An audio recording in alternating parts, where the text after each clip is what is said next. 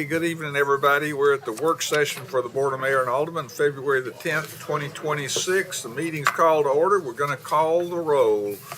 Alderman Barnhill. Here. Alderman Blanton. Here. Alderman Caesar. Here. Alderman Peterson. Here. Alderman Berger. Present. Alderman Brown. Present.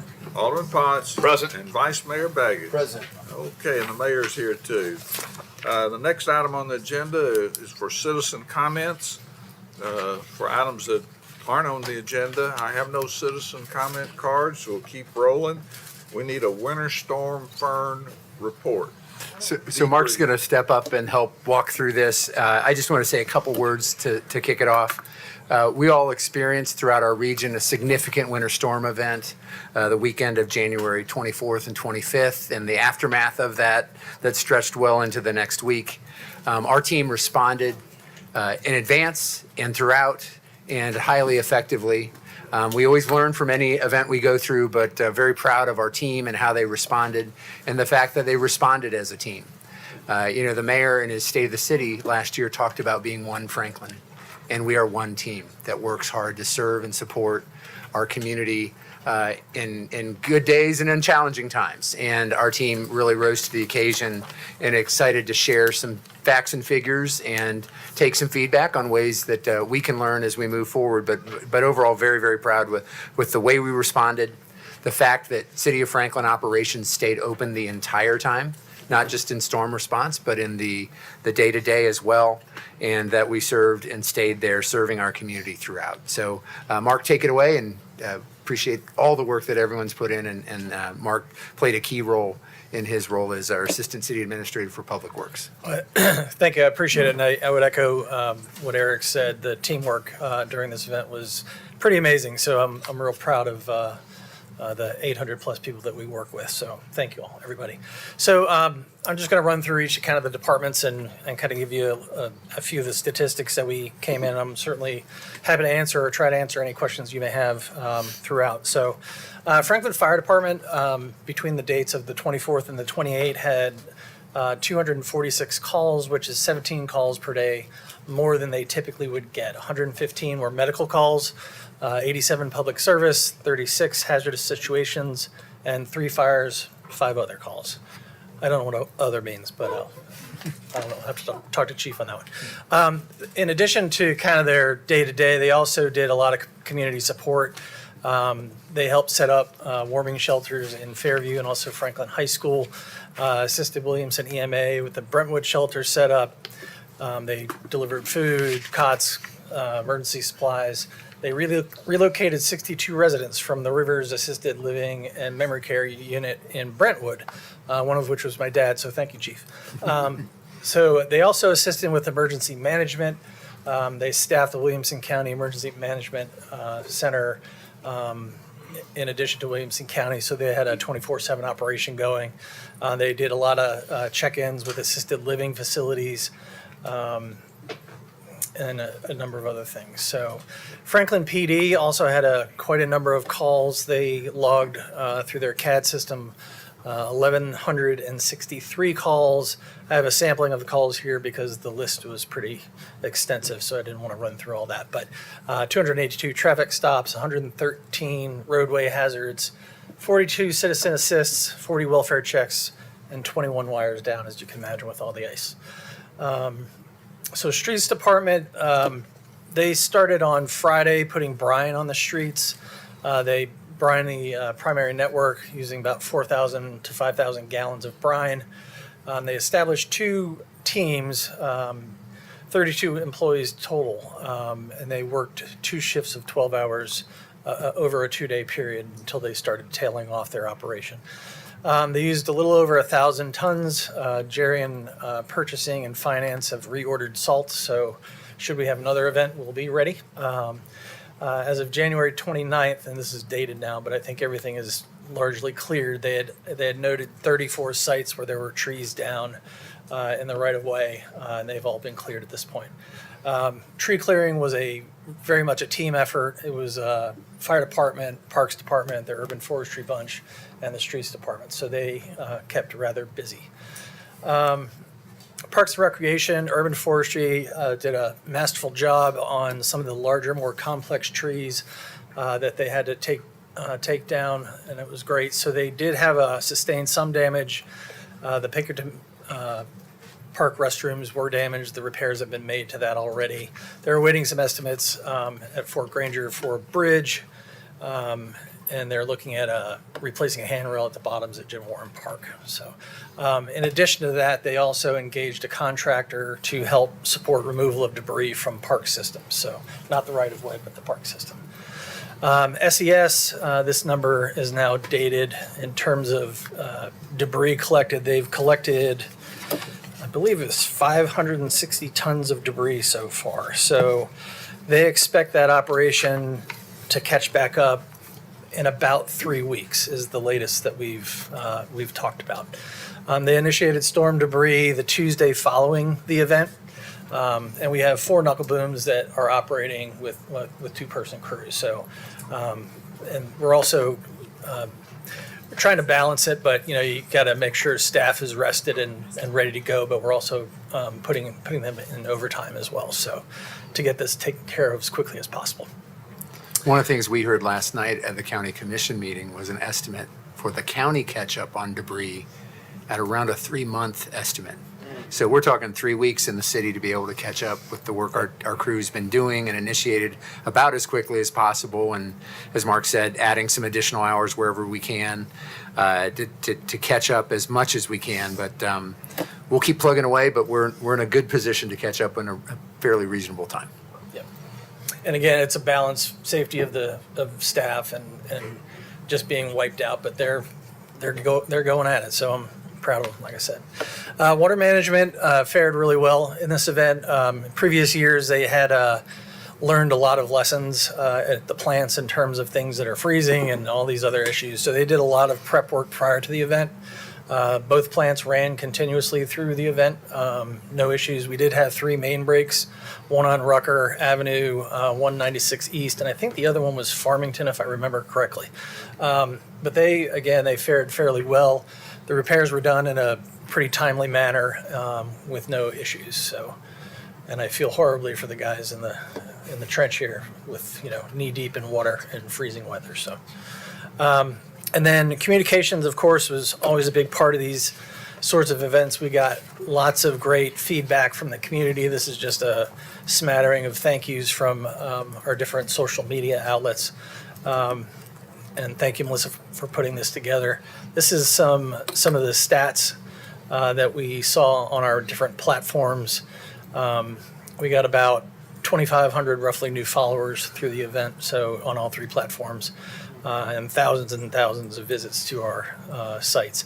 The winter weather guide that the communications team put together was really helpful. You could see that we had over 6,600 visits to that site. And I understand that it was pretty valuable for people. There's a lot of good feedback on that as well. So with that said, happy to stand for any questions, and I'll do my best to answer. Go ahead, Alderman Barnhill. I do have a couple of questions related to this, but when we got our email, some of us, it showed Tier 1, Tier 2, and Tier 3. Yes, sir. Go through the Tier 1, Tier 2, and Tier Mark, 3 a little bit. You got it? Yeah. So this is something we've designed operationally to help us with the non-essential, non-public safety and essential winter services components. So our police, our fire, our winter operations folks, our water and wastewater plants are fully operation 24/7. They're going. That never changes. But the rest of our operations, we provide some guidance, and we've had this in place going on 2 years now. That is, Tier 1 is normal operations, no change. Tier 2 is a modified operation, so we are still open and operating, but we may modify certain things, do certain things virtually as opposed to in person, that kind of thing. And Tier 3 is a shutdown of our offices. And we stayed operational at Tier 2 throughout the event, and those first, I guess really Monday through Thursday, we were at some form of modified operations. So we never closed. You saw some other governments shut down. We did not, but we did modify. So for example, that first day, that Monday, we kept certain offices closed, but we kept the administration building on Columbia Avenue open, physically open if people came in. And so this enables us to stay open and available to the public, but we may modify certain things so that folks don't have to travel. We did some things with public hours a couple of the days where our public office components were shrunk a little bit, say 9 to 4 as opposed to the normal 8 to 5. So that gave a little bit of latitude for people to travel in the conditions. So it's something we work on. We do, in this case in particular, Monday and Tuesday specifically, we did a higher level of virtual work and online components that limited how much people had to physically be in the office and do that traveling. But it's something we've implemented and look at each situation and try to adapt to it, but still stay open and serving the public. So if the person on Monday, for instance, was not able to get to work and they were in tier 2, but they did not have the access to a virtual job or whatever it was, what would that be counted against? So in that case, if they, and we worked in advance because we knew the storm was coming, so there's a lot of pre-planning about who could work virtually and how that would be implemented. But if for some reason you weren't able to, or you weren't able to travel into an office and you couldn't do virtual work, in that case you would use either personal time or paid time off, vacation time, whatever you would need to take that day if you were unable to work because we were operating.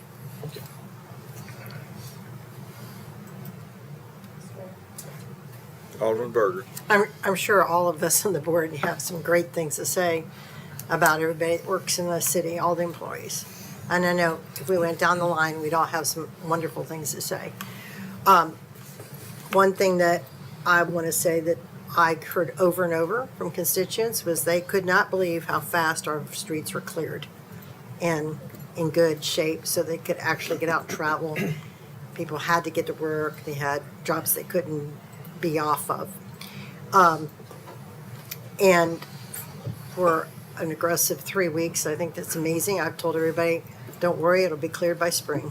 I just said, I don't think it'll be around at spring. So, but our employees, and I know everyone on this board would say the same thing, our employees are the ones that keep our city running and safe. I can't thank the departments, all of us up here, we cannot thank the departments enough for all the work they do. And like she said, those guys in that trench, cold water, unbelievable temps for Tennessee. And so I just want to just go on record to say thank you to all these employees. Go back to your departments and tell them we all said thank you. And we really, really appreciate everything they've done. And the police department was out monitoring people all the time.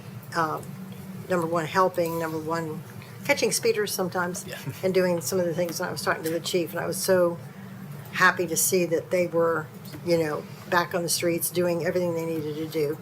And when I finally got out and saw the streets, I went, wow, this is amazing. So Thank a lot you. of kudos to everybody. We do have a dedicated bunch, so. They do. Absolutely. Great. Additional question for Mark. Thank you, and it's been said numerous times, it probably can't be said enough, the success of our response, especially in this region. We've seen other less than successful responses, and grateful not only for our city staff, but also our electric cooperatives and the partnerships that we have with them that have put our community in a place where we can address concerns without threatening life in a significant way. And thank you, Chief, obviously for your team and their fast response given the treacherous conditions, and big equipment on icy roads is not safe, and you guys did a stellar job. One question, we put out a ton of brine, and I had the pleasure of driving on 840 yesterday, or dodging on 840 yesterday. I'm curious what that brine and the salt and the scraping of the roads has done kind of broadly to our city streets, and if there's a plan for addressing those, or do we get through winter and then this city roads are far better in comparison, my experience, to the interstates, but just curious what we're looking at there. So immediately following winter weather events, the streets department goes out on pothole patrol, essentially, and they evaluate what needs to be done, obviously on city streets. It all really depends on what the situation is. The salt I think you'll see less effect on asphalt than you would on concrete with the salt. So, Jerry's the expert in this world. So, but yeah, I think right now we're just checking potholes and finding ways to repair them. And the for best the, way to do so. for the public in this immediate aftermath, is there a best way if there's a substantial pothole for them to communicate that into staff? Yeah, they can either call in to the streets department, or there's also a portal on our website where they can report a pothole or any other issue that they It have. says right at the top of the website, report a concern. You click on there, describe it, and we will route it to the right department. We've tracked that generally over the years, and those responses and requests, and it's a wide variety of them, generally get addressed within about 3 days.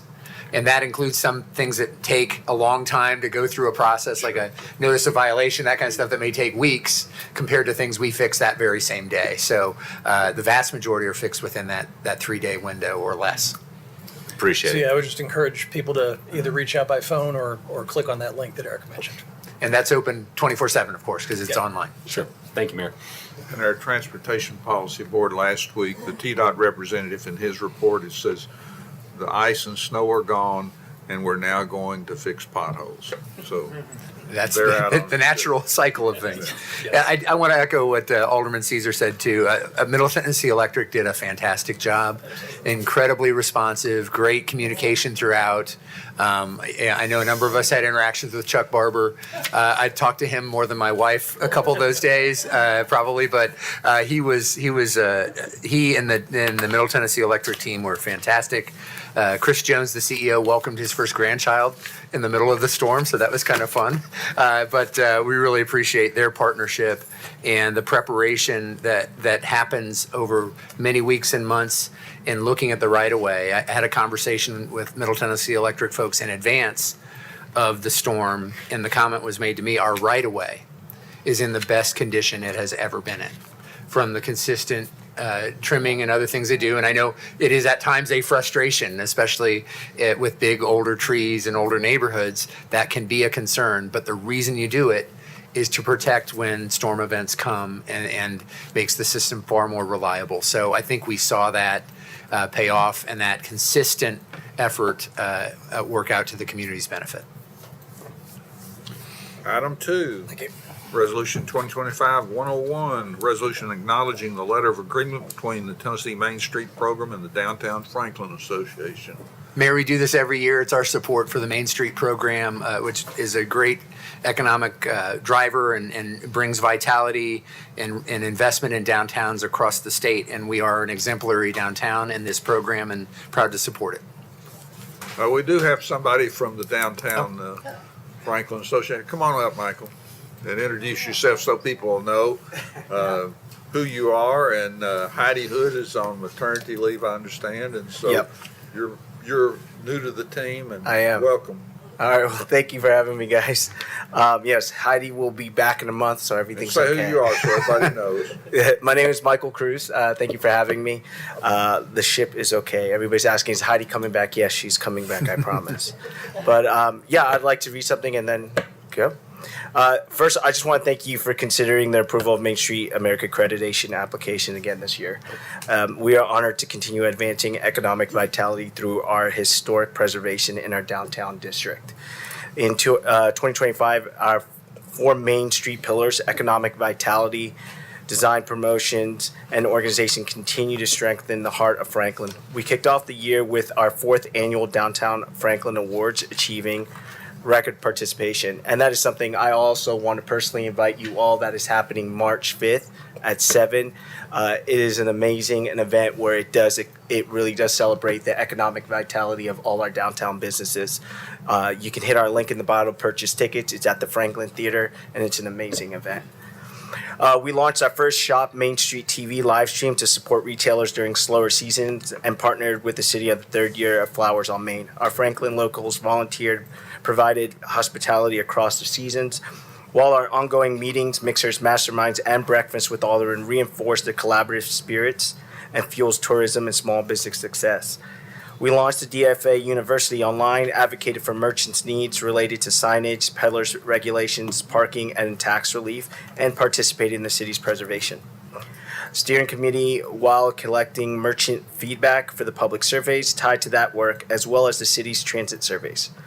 We kept businesses informed on our major developments, promoted Small Business Saturday and Hop Shop Trolley, which has been really successful, and hosted Main Street Festival, Pumpkin Fest, Dickens for Christmas, along with our Caterpillar, Scarecrow, and Nutcracker calls, which I'm sure a lot of you know about. We awarded 3 small business scholarships through the Truist Foundation support and expanded our team with the marketing manager, me. We have exciting plans for 2026 and are deeply grateful for the City of Franklin and the board for your continued support and participation. Again, I can't express enough to invite you all March 5th to the DFA Awards. So, thank you very much. All right, thank you. Item 3 is City of Franklin Contract 0012 with Travelers for fiduciary application for the City of Franklin's pension plan. Any questions for Kevin on that? No questions? Thank you. Good job. Great comments. Item 4 is Resolution 2026-06, a resolution in support of design bill legislation to be filed with the state and considered by the House and Senate. So Mayor and Board, one of the things we want to continue to look at and get the state's help in looking at is alternative delivery approaches, especially to large, expensive, and complicated public infrastructure projects. And one of those options that we would love to explore and have the option to explore is a design-build approach. This would potentially help us combine design and build components, construction components into a project, help streamline it, help deliver it more quickly, and potentially pursue a better value in delivering those projects. This is a tool that the state has used itself for several years and used on some pretty high-profile projects with very good results. So we would like the same availability, same opportunity that the state has availed to itself to have at the local government level. Shauna distributed to you Senate Bill 2334, which advocates for providing that delivery method to local governments. And we would like the board to speak out in support of it. A resolution has been drafted. It's on both agendas, so we'd like to get our voice out there advocating for this tool to add to our toolbox. I want to thank Shauna for her advocacy and work on this. And anything else you want to add, Shauna? No, the only thing I would add is I apologize for getting it out late. We had some language issues with the bill itself. Originally, it was drafted and it kind of it actually excluded new construction, so we had to go back and make sure that it wasn't just renovations and expansions. So this bill is good, and it was just recently filed this week. So we hope you support it. And there's several other local governments across the state advocating for this too. So we'll add our voices together to ask for this tool. It's something when we met with our legislators in January that we advocated for, and every single city in Williamson County and Williamson County themselves spoke up. This would be great to have. Please help us get the tool. And I think our legislators are on board with helping advocate for this too. Alderman Berger. Eric, I have a question for you. How does this differ from what we've already done with our design build with City Hall? Well, that is a construction manager at risk, so it's a little bit different. Okay. This folds in the design part into the whole project, so you can go with one contract to provide For the the whole entire- spectrum. Oh, for the- So in this case, we had done design work and then we brought Yep. the construction manager on board Oh, later in okay. that process. So this Yeah. would have all of those components sort of working together throughout. And I will add that the state gave us the tool of construction manager at risk a few years ago. Yeah. We've used We it. had that. It's served us well in City Hall. We're not there yet, but so far so good, right? So this would be another tool added to it that we could hopefully see help us, especially with certain types of projects. You don't use it on everything, but it's great to have the tool available to us. So it's start to finish then? Yes, All right, yeah, thanks. it rolls it all into one package. Item 5 is change order number 2 to the City of Franklin contract number 2025-0174 with Garney Construction for the Ewingville Drive 48-inch emergency repair project. So this is change order 2. It's on both agendas because we wanted to ensure that we got some language that I'll go over what it is, some of the weather language in there. So there's 4 kind of parts of this. We have talked about moving the bypass pumping from city control to Garney control. So Garney is responsible for refueling and for maintaining the bypass pumps. It helps us because they're the ones that have equipment out there. They can move the pumps if the river floods. It's just easier that way. So this is just transferring that and allowing that cost to be incurred in the contract. It's a transfer. We were incurring that cost, and now it's just Garney incurring that cost. There's no markup on that. The second one is there's about a $200,000 credit in there for the work at the Chestnut Bend manhole. So if you remember, we had done this work. The work didn't proceed to our initial standards. It wasn't done in 3 days like they had kind of indicated. They had to pull off the job to go help kind of Knoxville do some of their raw water mains. Anyways, so we had talked with them to kind of keep our ratepayers true. We kind of talked about how we needed a credit for some of that work. So this credit is included in here. It also, one of the main things that we wanted to add, which is why it's on both agendas, is this adverse weather conditions. So it wasn't included in the initial specs because we were trying to get Garney under contract so quickly, if you remember. So what we wanted to do was to set a final completion date and then what weather delays meant. Obviously, 2 weeks ago, that kind of sets the stage for that. But really, to be able to hold them to a final completion date, we're going to have to extend that date a little bit with the additional pipe that we added, but this holds them to liquidated damages if they don't meet that date, contractual wise. So, so the cost increase is $296,000. Open for questions if you have any. The work in Chestnut Bend is not done. They have to go out and seed again this spring, just so you know. I'm gonna make sure that's reiterated. Want to go to item 6, which is grant sewer sanitary availability for 418 Cotton Lane. Okay, this one is also on both agendas because it's pretty non-controversial. It's a sewer availability, on 418 Cotton Lane, so out near Fieldstone Farms. I should pull this up. I'm sorry.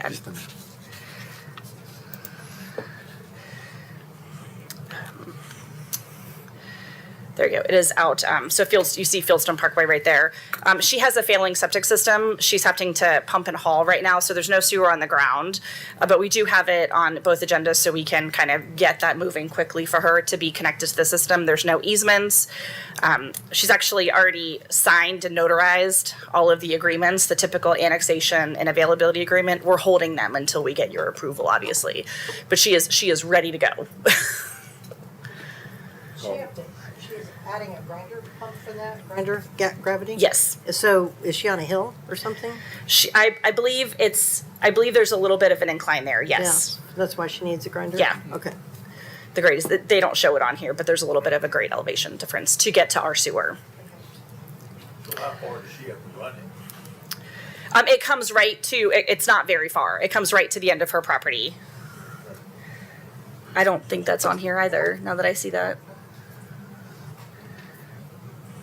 We need to do a better job with that. So we've got sewer line on Fieldstone Yes. Parkway that goes That she can. to the edge of her property, or I guess that's Cotton Lane. Yeah, but it's on Fieldstone Parkway right there. Okay.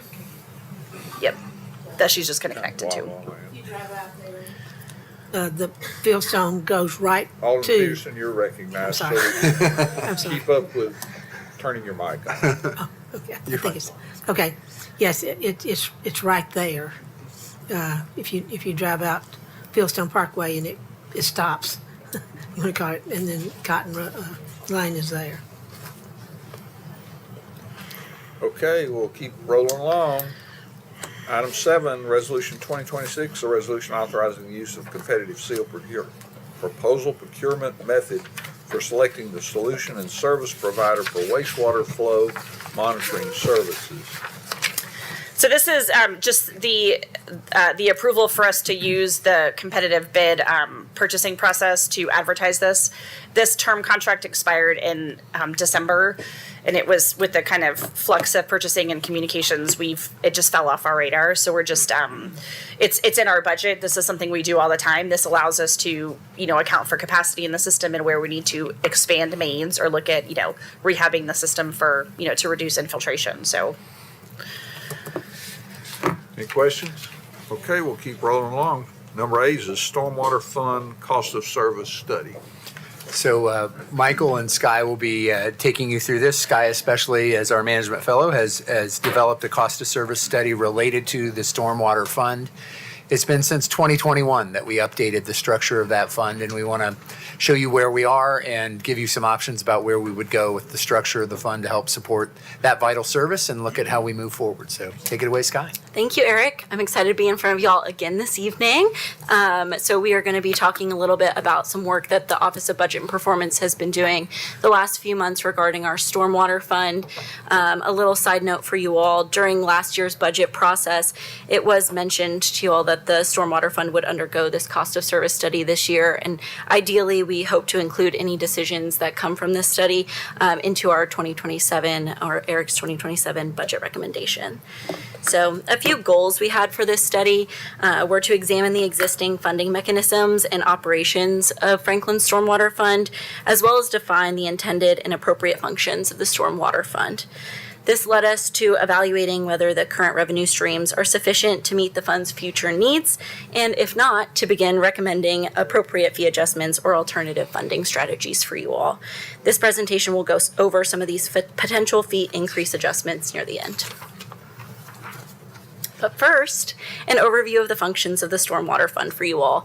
The Stormwater Fund provides funding for 2 divisions contained within the Streets and Engineering departments. Stormwater Streets consists of 16 employees, and Stormwater Engineering consists of 6 employees. These divisions perform tasks such as stream monitoring and street sweeping to keep our stormwater infrastructure intact, just to name a few of the things that they get up to on a daily basis. The Stormwater Fund currently supports all personnel costs for these 22 employees, as well as operating costs for both divisions and capital equipment replacement for any stormwater-related equipment, such as street sweepers or vacuum trucks. Currently, no stormwater-related portions of CIP projects are charged against the Stormwater Fund. The fund was originally created in 2003 to account for activities necessary for the city's compliance with the MS4 program. Ordinance 2001-53 officially adopted a stormwater management ordinance, and the first fee was implemented at $3.65 per ERU per month in 2004. Like Eric mentioned, the stormwater fee has undergone one increase in 2021. That brought the rate up to $3.83 per ERU per month in Ordinance 2021-18. Now, ERUs, or equivalent residential units here in the city of Franklin, are based off of 3,350 square feet of impervious area. So not necessarily the exact square footage of a property, but the square footage of any area of that property that causes stormwater runoff, whether that be a roof, a driveway, a parking lot, what have you. The system we use to charge customers is different based on the type of property they own. So non-residential or commercial properties are paying the rate times the impervious area of the site divided by the ERU. And we'll get a little bit more into that calculation in just a second. Residential properties are divided into 2 separate categories, small residential and large residential. Small residential is classified as anything below that 3,350 square feet of impervious area amount, and they pay at a rate of 75% of the ERU per month. With our current fee, that is $2.87. Large residential is anything above that 3,350 number, and they pay at a rate of 120% of the ERU per month, which right now is $4.60. So these stormwater fees we collect are the main revenue source for the fund.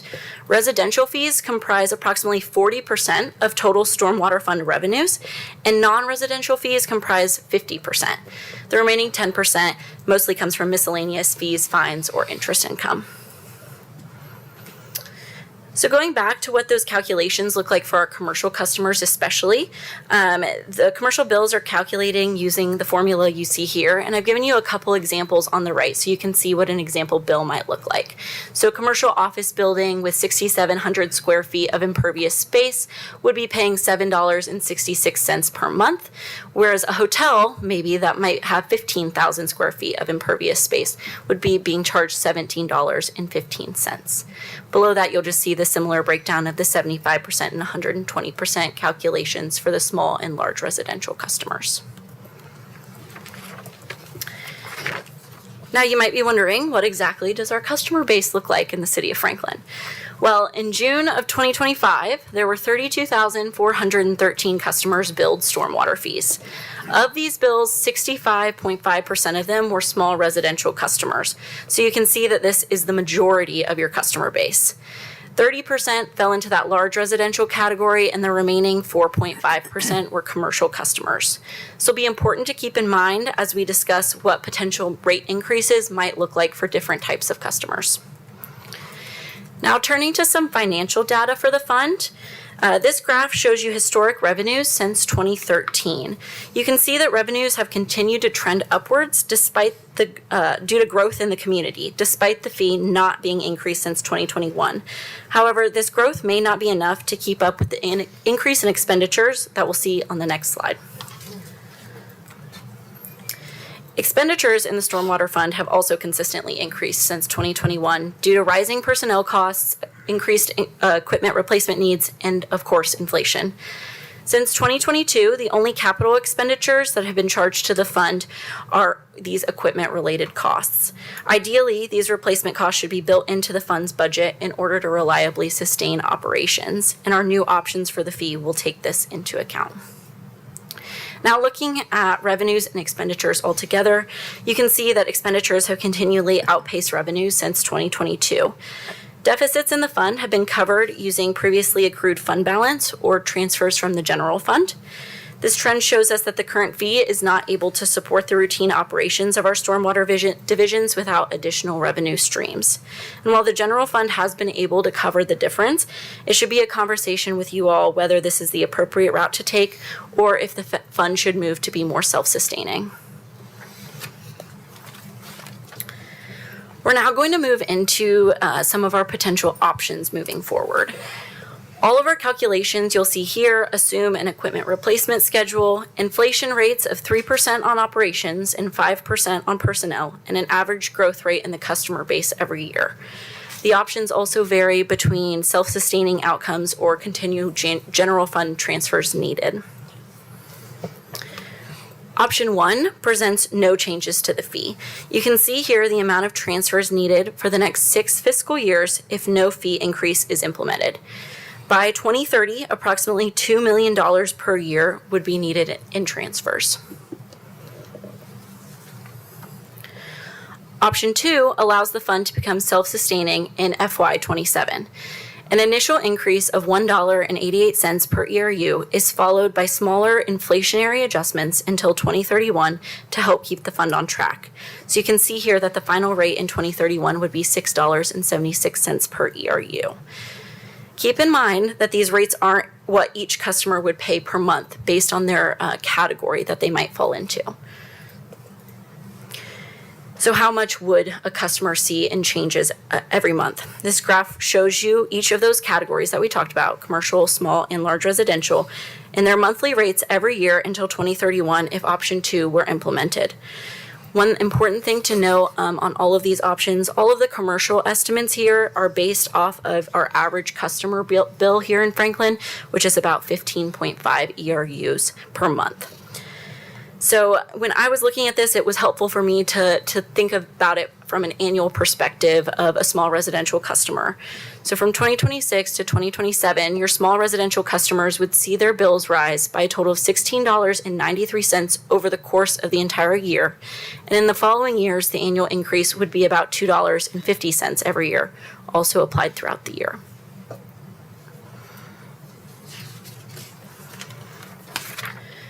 Option 3 phases the increase at a more equal rate over the course of 5 years. The fund doesn't become completely self-sustaining with this option, but the amount of transfers needed from the general fund are diminishing. The increase you see here is about 59 cents per year. This option would ease the transition for customers by implementing more gradual changes. And you can see that this option also sees a final rate of $6.76 in 2031, just like option 2. So again, how much change would customers actually be seeing on their monthly bills?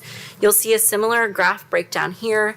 And again, to point out what an annual increase would look like for your typical small residential customer, from 2026 to 2027, they would see their bills rise by a total of $5.31. Similar sized increases would occur every year and through 2031. And finally, option 4 works to build a fund balance of 15% into the rate. Similar to option 2, the fund would become self-sustaining in 2027 with inflationary increases following until 2031. This stronger financial position would allow the Stormwater Fund to support more projects and maintain reserves for unexpected expenses. And a final look at how much change customers would see if this option were implemented. You'll see that same monthly breakdown here, and that annual small residential amount, customers would see their bills rise by a total of $20.70 between 2026 and 2027. And in the following years, the annual increase would be about $2.07. So I know that was a lot of nuance and a lot of options for you. And so this table gives you a breakdown of all the options we discussed in their per ERU form. So again, keep in mind, every rate that a customer might be charged would depend on what category they would fall into. But this ERU format, it can be looked at as an overall format. I'll come back to this screen in just a second while we discuss for you guys to have as reference. But first, our recommendation as city staff would be that the BOMA moves forward with an increase of stormwater fees in FY 2027. Options 2, 3, and 4 all present viable options for the funds with different approaches to the increase. Other options and combinations may also be pursued should you all wish. With that, I want to give it to Eric for just a second. Let me add a little finer point to that recommendation. Ultimately, I will put a final recommendation to you as part of the fiscal 27 budget that I recommend in early May. But I would really urge us to look hard at option 4. It is the most aggressive, if you will, but it also helps us make the fund more truly self-sustaining and does build a modest but important fund balance within there of about 15%. And the reason I say that is it is an important service. We have a direct funding option to support it. Otherwise, when we divert general fund dollars, which we have done in the last several years and which we're projected to do in some of these scenarios, we take vital resources away from core general fund services. And by that I mean public safety, police and fire, also other core services, be that streets, be that our parks and recreation, all the other elements of what we provide to the community. So I'd really urge you to take a hard look at it. I know if you play the percentage game, it seems dramatic, but when you look at those numbers, it's less than $2 a month for that initial adjustment, and then it's only around $2 for a year to keep up with that as you move forward in the subsequent years, the subsequent 5-year window of time that we're trying to plan for. So I would urge you to take a hard look at that. I know that is probably the hardest option, but it also provides us with the most sustainable approach financially and helps us in the broader perspective of supporting all the services we provide to the community. So welcome your feedback and questions, and this will help us shape the budget recommendation that comes to you later this year. And thank you, Sky. Great job. Thank you. I appreciate it. With that, I'm available for any questions. We'd love to hear y'all's thoughts. Alderman Peterson. So what does the Stormwater Fund fund? So the Stormwater Fund the main source of the fund is the personnel for our stormwater related employees, and then the rest of it funds operations for both the stormwater streets and stormwater engineering departments. So on the engineering side, you have stormwater engineers reviewing stormwater aspects of plans and looking at our streams and monitoring for certain types of insects, in the streams. And then the Stormwater Streets Division does a lot of the maintenance on our own stormwater infrastructure using street sweepers and vacuum trucks and things like that. So in the realm of stormwater, you're always looking at either quantity or quality of what happens. And so they're cleaning out catch basins and those kind of things. There's regular street sweeping that we do that help keep the stormwater runoff cleaner than it would be otherwise. And so all these elements, there's day-to-day functions, but then there's also response to storm and debris that accumulate in catch basins and those kind of things. So it's a wide range of services. We have looked carefully over the years at what to assign to it, and I think the reference was there's about 22 positions in the organization between engineering and streets that help provide these wide variety of services. Vice Mayor, go ahead. I'm inclined to option 4 simply because if you look at the break even of option 2, it's 20 cents more in fiscal 27 per month. And then, about 31, it's only 10 cents more per month. Kind of seems a little bit silly not to go and provide some sort of balance, fund balance to work from when you're that close cents difference. Thank you. I think I had a question about this would affect our GO bond rating, not the utility bond rating. Is that correct? It is a separate fund. We do not issue any debt supported through this fund, but I don't believe it would. It's part of our general operations, but it is a separate fund outside of our general fund. So I don't know that it would have any kind of significant effect.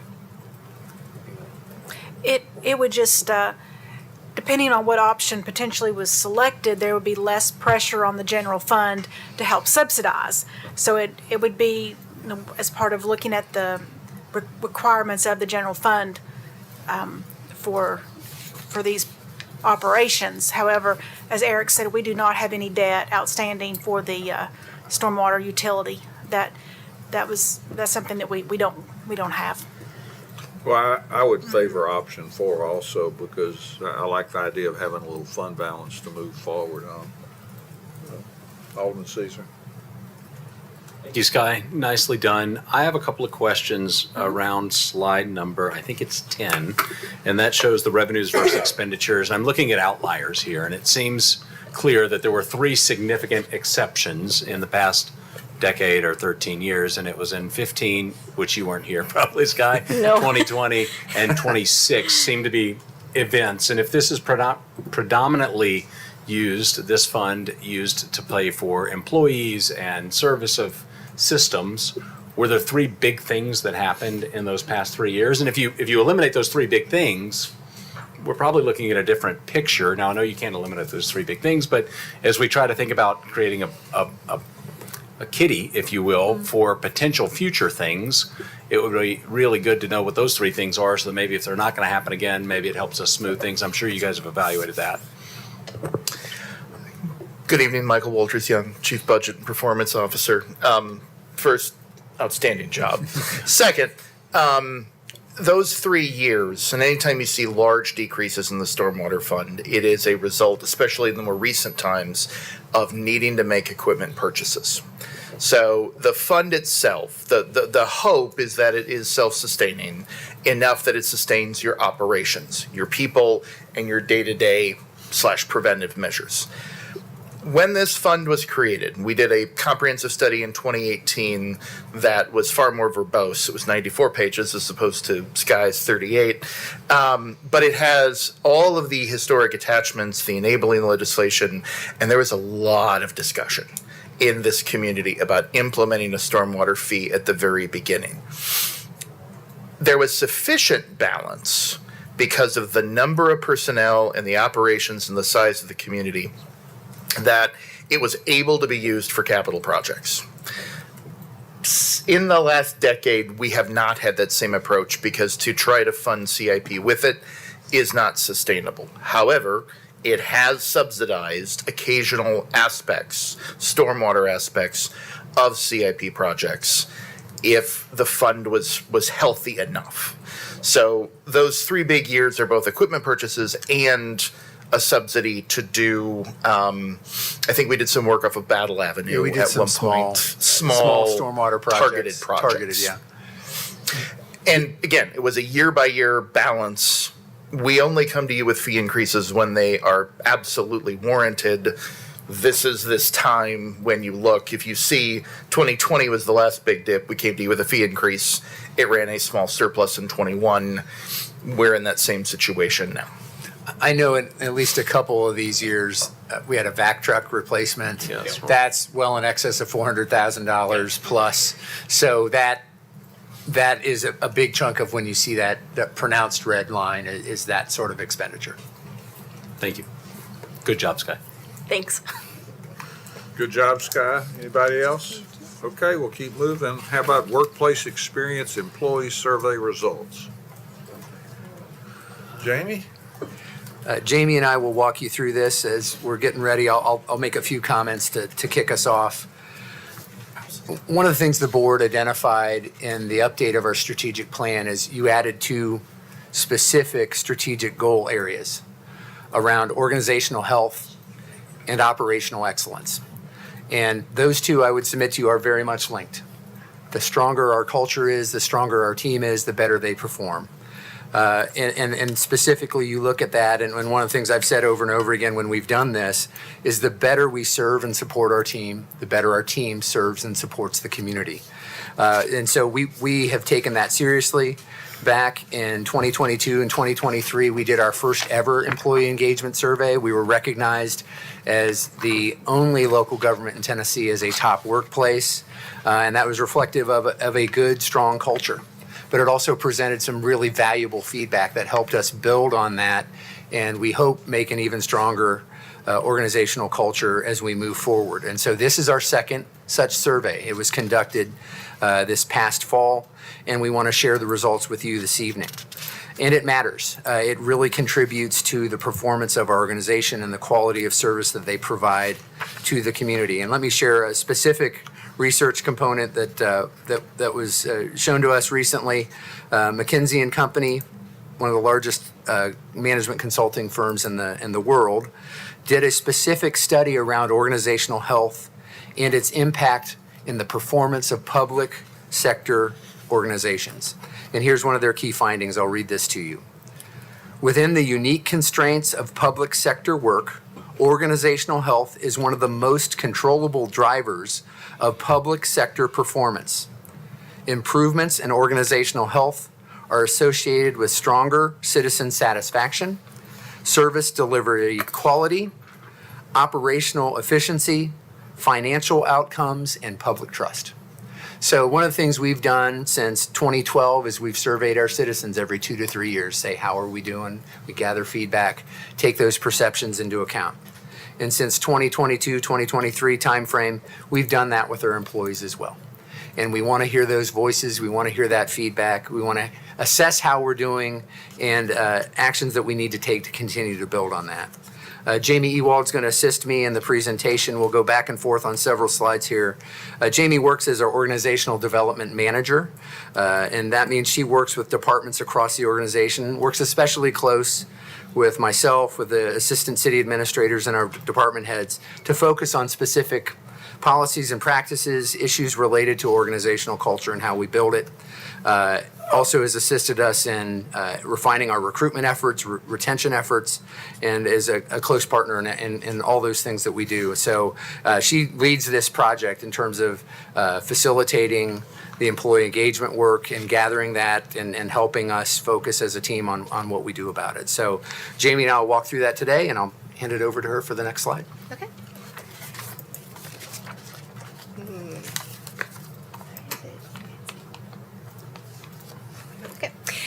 So as Eric mentioned, we did our second ever employee engagement survey the last 2 weeks of October. That was about 2.5 years since the first one. And we use the same survey provider as the first time. So we use an independent third party. Their company's name is Energage. and there are a few different benefits to using an independent third party. The first and most important for us is that they provide confidentiality for our employees.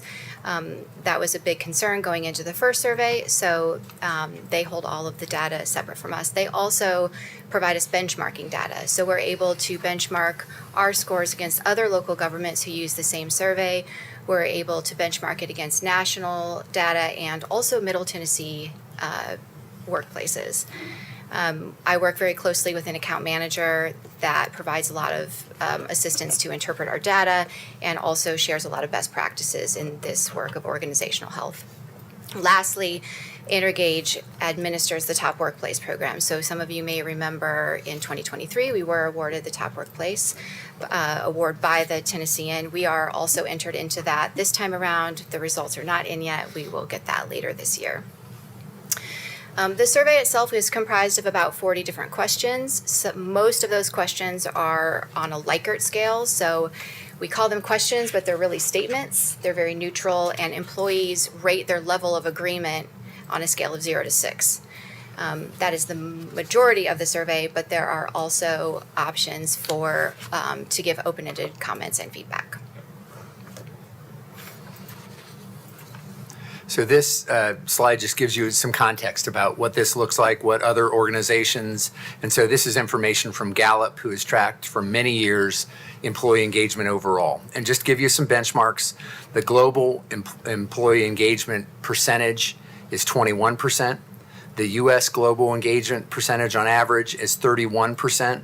And that is at about a 10-year low. That has been steadily declining among organizations in the last 10 years, and you see it at a low at just 31%. High-performing or best practice organizations are averaging at around 70% in terms of a positive engagement score.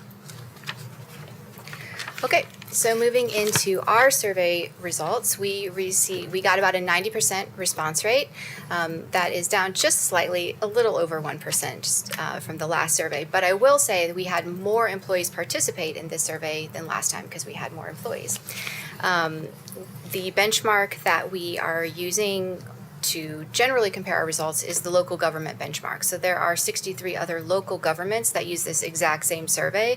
So we compare our results to theirs, and that kind of helps us interpret where we are strong and where we might be having some challenges. I will mention there are many other public sector entities that use the survey, such as the state of Tennessee. However, that's not a local government, so we compare ourselves to other local governments. The benchmark to this time around is bigger than the last time. I think there's about 50% more municipalities that use the survey. So our results this is on a scale of 0 to 100, it turned out to be 74%. This was really great news for us because it is a 7-point improvement from last time and also 7 points above the benchmark. So we're outperforming our peers. And I will mention that other entities that are using this survey are making a considerable investment to do so. So they are probably also high-performing organizations. We're not really comparing ourselves to all organizations. We're comparing ourselves to best-in-class organizations so that we scored above and also outperformed ourselves last time was really encouraging. So we topped 70%, which was great. My unspoken goal going in was to move. We are at 67 2.5 years ago when we did this. I was hoping we could break 70, and we're at 74. So that 7-point or really more than 10% growth in our score is really positive. It's something to be proud of in that 2.5-year window. And again, it's well over 2.5 times what we saw on the national average and above the high performing or the high benchmark group. So it's very positive. We're glad to see the growth. Still things to work on, and we'll highlight some of that, but very proud of the progress made. Okay, so I'm going to share some of our key statements with you, the first being the top scoring statements. These are the top scoring statements on the survey in the percent favorable view. Percent favorable means this is the percentage of employees who agreed in some degree with the statement that you're seeing. So 88% of our staff agrees with the statement, my team works well together. That might be slightly agree or agree or strongly agree, but they are agreeing in some level. I do want to point out that it does not mean 12% disagreed with the statement, because there is a whole neutral section, which is not considered agreement or disagreement. It's just neutral. So in the parentheses, you'll see how that score compares to the first survey that we did. So on the teamwork statement, that is a 1-point improvement from last time. If you see the NA, that means that's a new question or a significantly reworded question, so you can't really compare the year-over-year results. So our top scoring statements are teamwork, job satisfaction, referral, values, and meaningfulness of work. And all of those that we asked last time did improve since the last survey. So I think these are really speak for themselves in a lot of ways, but the fact that people feel great about the team they're on, the folks they work with every day, they feel good about their job. Then the two at the bottom of that listing of high performing areas, that we operate on strong values and that our team feels they're part of something meaningful, that the work is meaningful, that they get to be a part of. And so those are really exceptional qualities. They score well above the benchmark group, and something for us to really continue to build on. Okay, so if there are top scoring statements, unfortunately, that also means there are bottom scoring statements. So these are the bottom scoring statements for the survey. Meetings, accountability, include in leaders, interdepartmental cooperation, and include in employees. I will mention that although these are our bottom statements, they all showed growth since the last survey. So we are making progress, even in the areas that are more challenging.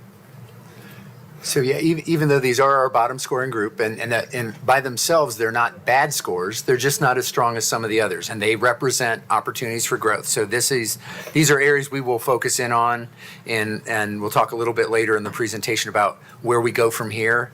This really becomes the foundation of, okay, where do we work to continue to build and grow and be even stronger as we refine this? I think one of the categories that stands out to me that did not show significant growth is that accountability component. So we're gonna have a lot of discussion about what that means and how we can build a stronger culture around accountability for one another and the work that we do. But again, good growth in all these areas. So there's some things that we did, because these were lower scoring last cycle, 2.5 years ago. So we did put some focus on it. We did see progress. So we wanna build on the good things that brought higher numbers, but then also what's the next step look like in each of these areas. So our team's going to continue to look at those as well. Okay, so the next group of statements will be the biggest movers. These are the statements that had the most movement since our last survey. This is as compared to ourselves. You will notice there are no statements in the right-hand column in the decreases, and that is because there was not a single statement that decreased since the last survey, which we were really happy about. And then in the left-hand column, the green, you'll see motivation, recognition, execution, referral, and fairness increased the most since the last survey. So I think the motivation piece is great to see that motivation and recognition working together. We've done some things to help give our team opportunities to recognize great work amongst each other, and we're proud to see that. I think that's paid off. You see that mentioned in a number of the things that we got feedback on. I'll add another piece of data that's not here that I think is important. We have seen in the last 3 years a 30% drop in employee turnover. We've also seen an increase in applications per available position of nearly 60%. So it's both, we're holding on to good people and talent, but we're also attracting more people that want to be part of our team. So I think those speak to creating that culture that is positive, desirable. We want to keep working on that. I'm thrilled that there weren't big decreases in that's an empty column on the right-hand side there. But there's good positive momentum. We want to keep working. These things you see on the left-hand side contribute to that success. And again, we want to keep building on that. All right, and then our benchmark comparison statements. These are the statements that scored the highest or lowest compared to our benchmark, the other local governments who use this survey. Starting on the left, on the green side, you can see pay, commitment to the organization, benefits, referral, and training scored the highest as compared to our peer organizations. And there was only one statement where we scored below the benchmark, and that was on meetings, and it was only 2 points below the benchmark. So that's considered fairly on the benchmark, actually. So that was also really encouraging to us. So that score above our benchmark, and again, we saw an even stronger group of benchmark cities. It's 50% higher in terms of the total number of cities we're comparing ourselves against. And I want to give the board a special thanks. The support you provided for us in doing compensation plan updates. You may remember we did it in a 3-year cycle. We got back on our 3-year cycle. We did public safety a year early to help address that, to put ourselves in a more competitive position. We moved ourselves to the 90th percentile in terms of our market target, and that pays off. That shows here, and I want to thank the board for stepping up and helping us do that. That does not happen without your help, without your support. And so thank you for that. You see that pay off in what our team recognized, and especially compared to our peers that are in that same place as trying to attract and retain the best talent, that pay and benefit component goes a long way, and you all have helped us put a strong package together for our team. Thank you. Okay, so 2 other statements that we're going to share with you are related to leadership. All right, so this is a question that actually they took off the survey, where you ask your team to rate the chief executive. So they took it off, but we added it back in because I wanted to see it. I wanted to track it. One of the takeaways in this survey is about accountability. So I wanted that accountability to give the team an opportunity to give me feedback on a specific question. So you see this, and the question is about their confidence, their favorable or unfavorable rating of me, and you see this is a rating of 70. It's up just slightly from where it was before, but we wanted to have that in place. There is no benchmark data because they don't ask the question anymore. So you see that there, and it's roughly in line with our overall score. I think the next slide is somewhat of a replacement question where they talk about the leadership team overall, and that scores similar at around 72%. And it is 4% or 4 points above the benchmark comparison. So there is a benchmark on that one. So this again gives us feedback as a leadership team, and for me as well in terms of how we're working here, and generally positive, but some room to continue to work there as well. Okay, so moving into the survey comments, the first item we're going to show you is related to what we call the culture cloud. One of the questions that is asked is an open-ended question, and the question is, what 3 words describe the culture at the City of Franklin? And employees can choose any 3 words they would like. This is a visual representation of the words that were used most frequently. You may notice in here the kind of long-standing key principles that we've used internally: integrity, teamwork, being action-oriented, innovative, adaptable. Those are all showing up here. So we were happy to see that. So you'll see, let me just make a couple, we have the 5 values that we've rated and evaluated everybody on and have talked about for many, many years: excellence, teamwork, integrity, being adaptive and innovative, being action-oriented. You see those all represented there. You see the word progressive. That does not mean it in the term that you might think of from a political standpoint. It really means about being, I think, progressive in the way we continue to consider new ways to serve. Our police department even has it on their patch, and we often talk about it in public safety in terms of making sure we're using best practices in what we do. So I just want to clarify that word. You may see that, and that means different things to different folks, but in our context, it has a pretty specific application in a number of places. But good feedback there, gives us some things to think about, but very helpful. All right, and in the comments themselves, there were a number of themes. These are the themes identified by Energage that showed up most frequently in the comments. The same comment might be flagged with multiple themes, but the top most common things our employees talked to us about were related to communication, leadership, career pathing, and benefits, as well as employee appreciation and recognition. Energage also provides a summary of all of the comments, and this is the summary that they provided to us. So this is a new feature. AI has become much more prevalent than it was 2.5 years ago when we did this survey last. So this is a new component, and this provides a AI summary of all the comments we received, which is well over 2,200 comments from all of our employees. And this gives you a sense of it. I think it's a pretty fair assessment. I've been slogging through them all myself, but focuses on things about supportive supervisors, a strong team, competitive compensation, work to provide a good work-life balance, highlights some of the recognition work that we've done.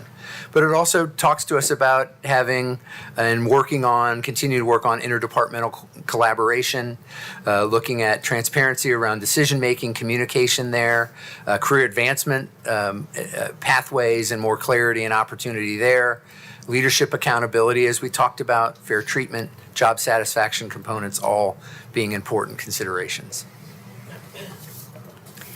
Okay, so we have shared about the feedback that we have collected, and I think the most important thing is, what are we going to do with all that feedback? The worst thing I think you can do is ask people for their feedback and then not do anything meaningful with it. So for the next 2 years, or until we survey again, we have identified a few different areas of focus, and we will work pretty diligently in these areas because they can't all be a priority. So we're trying to narrow our focus a little bit to make moves where our employees have indicated there's the most need. So you look at these, and it's no surprise they come from the areas that we scored a little lower on, where we want to continue to build and make progress on.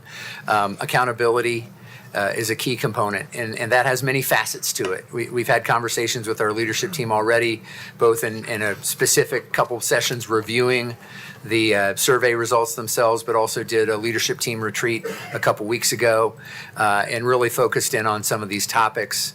I think accountability is going to be a key component about understanding what that means to our team and how we work with that.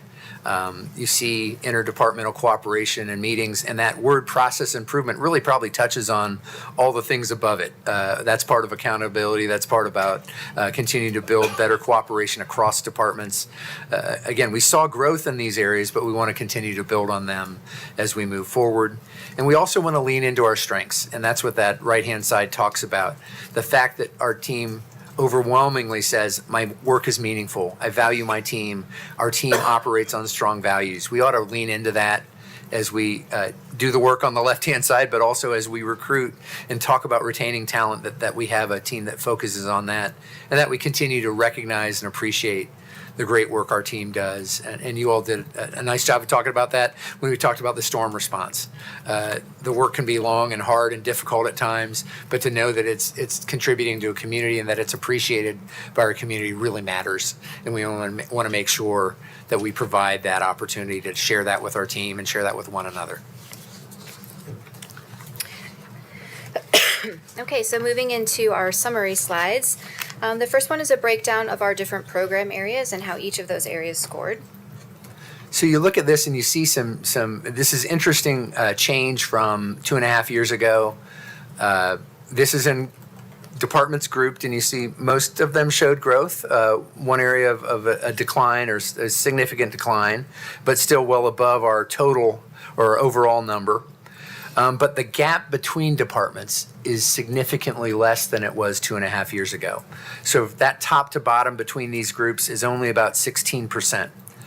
In 2023, that was 31 points. So it's almost twice the gap between high and low, and that has been cut in half in the 2.5 years, which means there's a more consistent experience across our functional groups than there was 2.5 years ago, which I think is healthy.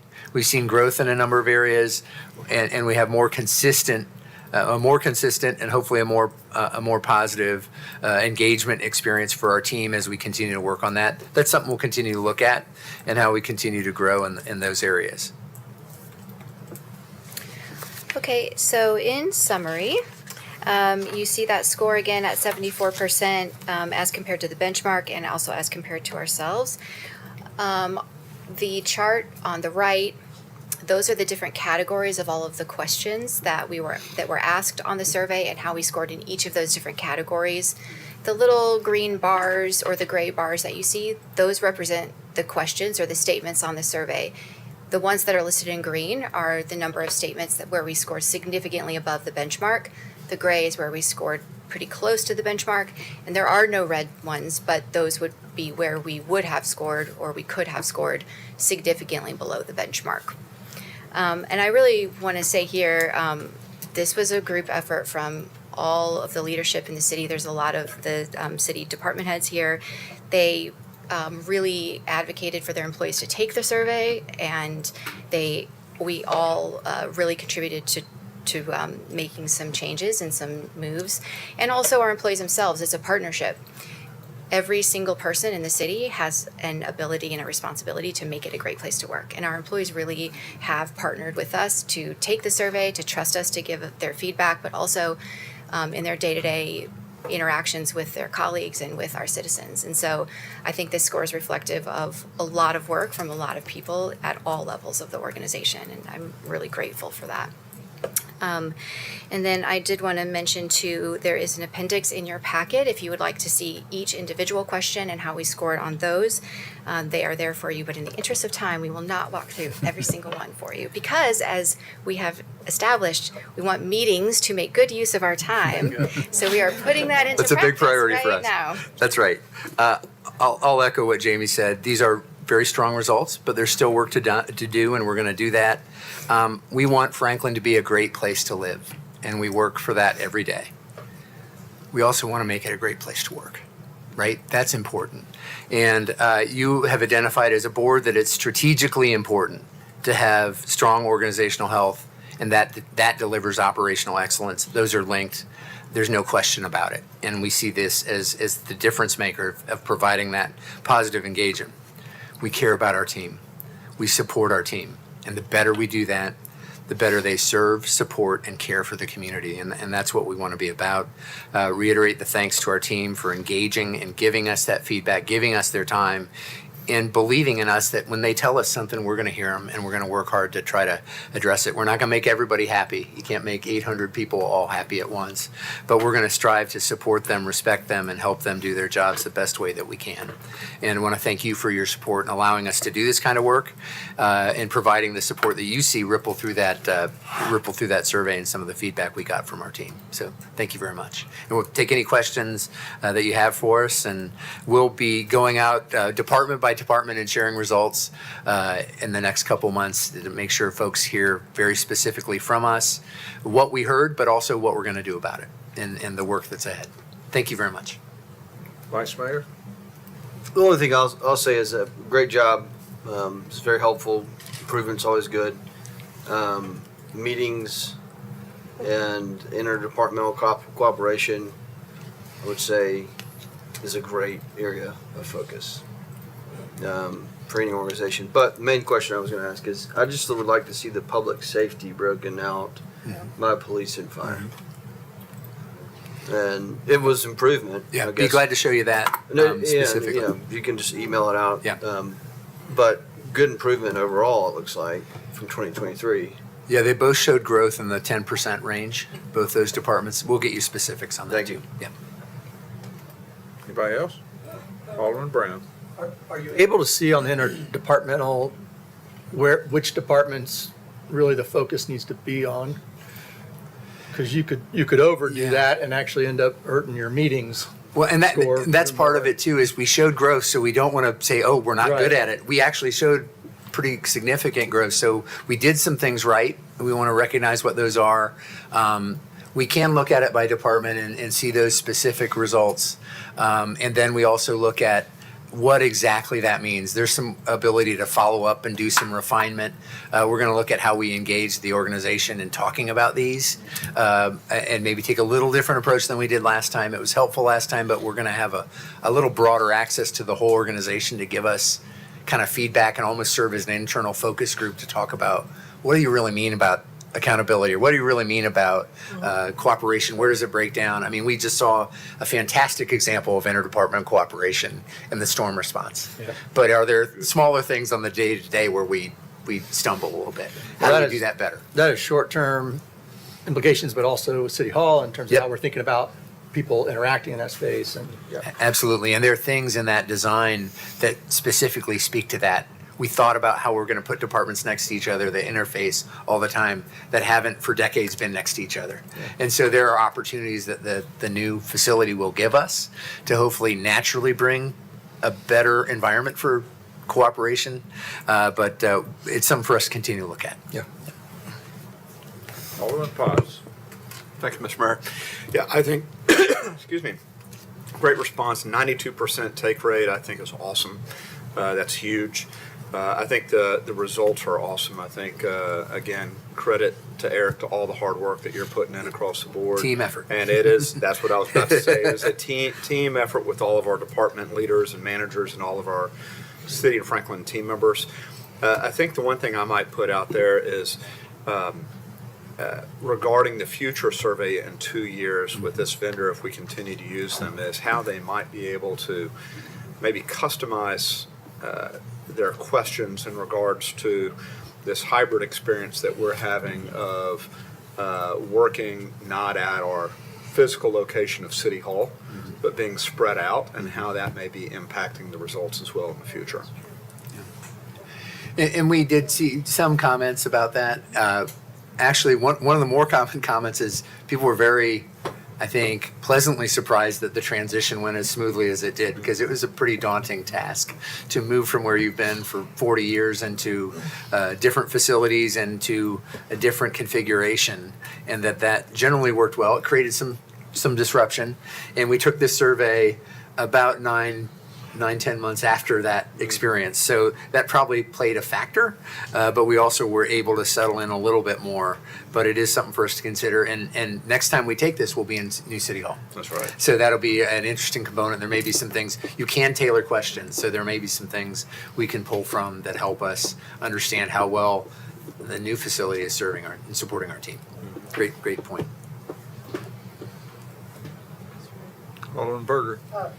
Yeah, I think moving into the temporary facilities is, it's difficult because there's always a disconnect. There always will be a disconnect, no matter what you do to try to bring that together. I mean, I feel disconnected. I feel like we used to walk in the City Hall and see everybody and interact, and I miss that because that's really important for camaraderie with our organization. But some things we have to deal with, and I just want to make sure that through this next year that you remain cognizant of that and keep an eye on that, because I think people have a tendency to drift apart a bit, or could. Yeah. And then the other thing is meetings. Who likes meetings? I mean, it's like I'm sitting here going, my whole life is a meeting, right? Yeah.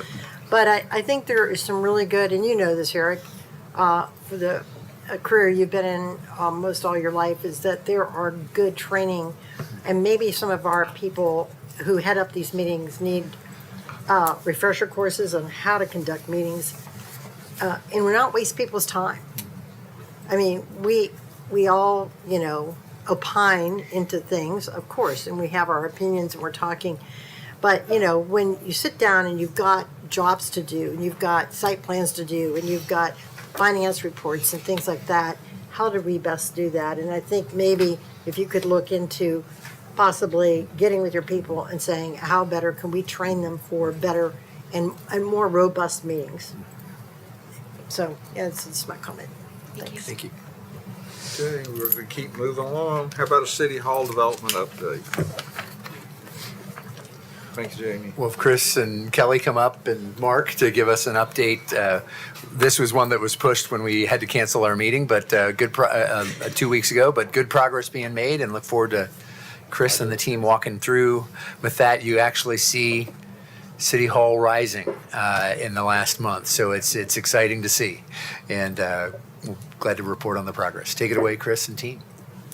Good evening. Yes, it's been a minute since we've been up here. We'll kind of go through kind of an overview of what's going on. Do I control this here? Yep. Just a reminder, New City Hall, it's a development where we've got an office building, we've got a park, we've got streetscape going on 3rd Avenue, commercial tenant space, upgraded utilities, and again, the parking garage. So when you think of just City Hall, there's a lot more with that whole block being developed. Quick overview since we've last kind of started the project and last met. We've divided we talk about in meetings, the project being in two different areas, an Area A and Area B. This is Area A primarily under the office space. Area B is under the park, for lack of a better term. First pour, you can see the gravel. This is under the office space, Area A. Area B, this was early on. Piers getting ready to be wrapped up and finished. Vertical columns going up in the garage. The first pour for Area A underneath the office space, this is the first floor garage. As you can see, columns going up in that area. And then this kind of falls down the line to the park. The columns are continuing to go up. Walls are being finished. The final piers taking place, underground piers. And as we finished all the underground piers, there has been no underground water or any concerns with that too. So I wanted to make a point that there was, I know we've always been concerned. We were concerned we'd like to hit rock, but we never did hit rock, unfortunately. And we did not hit water, which was a good thing. This is the second floor, actually the first level of the office space being formed up in Area A. And as you can see, Area B kind of in the distance is kind of flowing with the garage floor. Getting ready to form garage walls in the background and move towards pouring the ramp and the final Area B parking garage. This is again prepping, they're getting ready to pour this. This is probably a day away from being poured. This happened in December. Post-tension is being laid in and pour getting ready to take place. Most of these pours do occur around 8 o'clock in the evening so they can finish in the morning.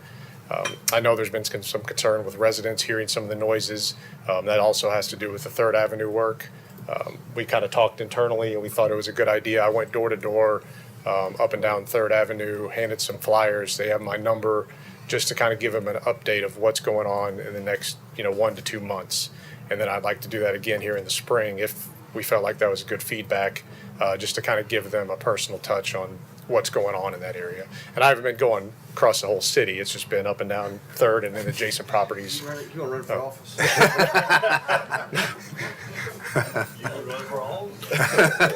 I did meet a retired alderman on 3rd Avenue, yes. I bet so.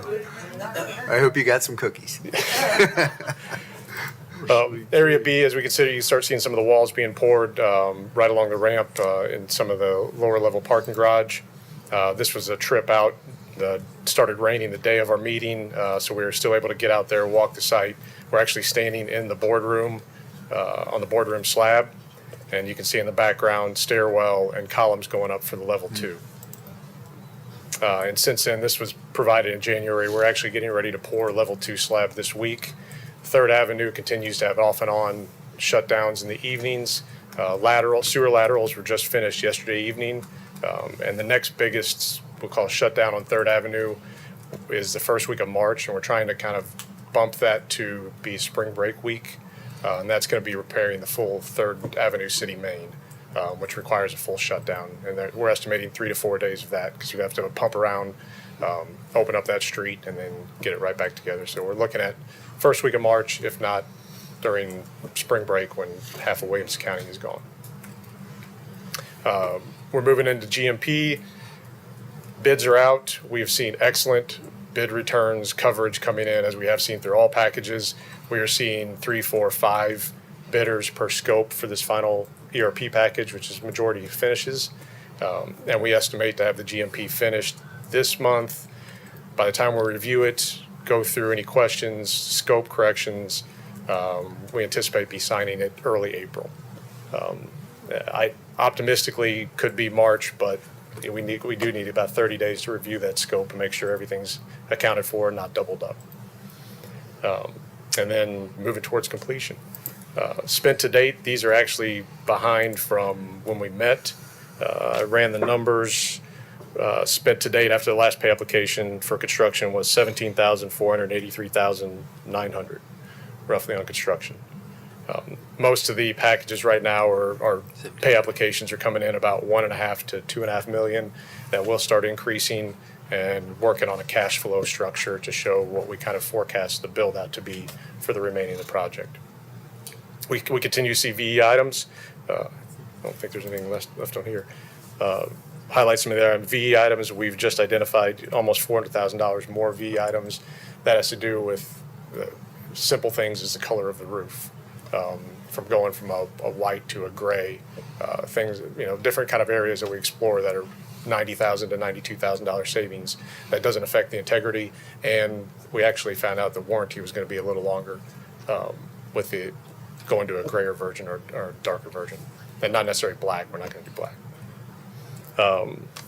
Some of the kind of areas that we've hit on, being when I say construction hits, is the one area we did hit rock is where the cistern is going to go. So we had to identify about $27,000 worth of rock that they had to jackhammer out, and of course the weather delays. Those are kind of the biggest hits we've encountered, which has kind of adjusted the schedule about 25 days in delay. But as we get closer to moving out, topping out, which the top out, meaning roof, everything on enclosed, is going to be in May, and the big crane that everybody sees is going to be coming down in July.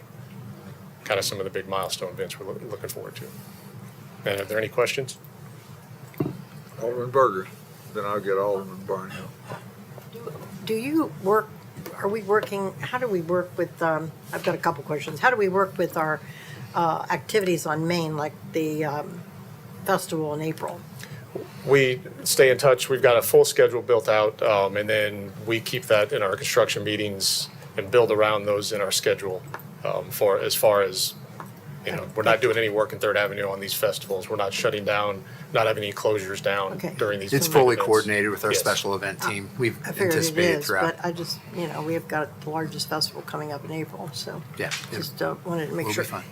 And a lot of people have been asking, I hear people out there saying, okay, you're spending $100 million in City Hall on one building. Well, no, we're not. What is the breakdown approximately? I don't need hard and fast numbers, but the approximate numbers. Who has those? City Hall, parking garage, retail space, park. We can pull that up for you. We have that? We presented that in other. Yeah, I think you did. We'll and have to get I that. didn't have that. It was not We've got it included in on this our one. website, I think even. Is it on there? Yeah. You don't need to. And we can put that in the next monthly report Yeah, as well. it's always good to have that because people are constantly asking about that. I keep saying, we have 4 elements here. We're not just dealing with the building. We have to remind people of that, constantly remind people of that. A lot of people don't know that. They think it's just a building. It's being built. Right. So I just think it's good. Thanks. Alderman Barnhill. My question is, I guess, more of interest, maybe not necessarily this.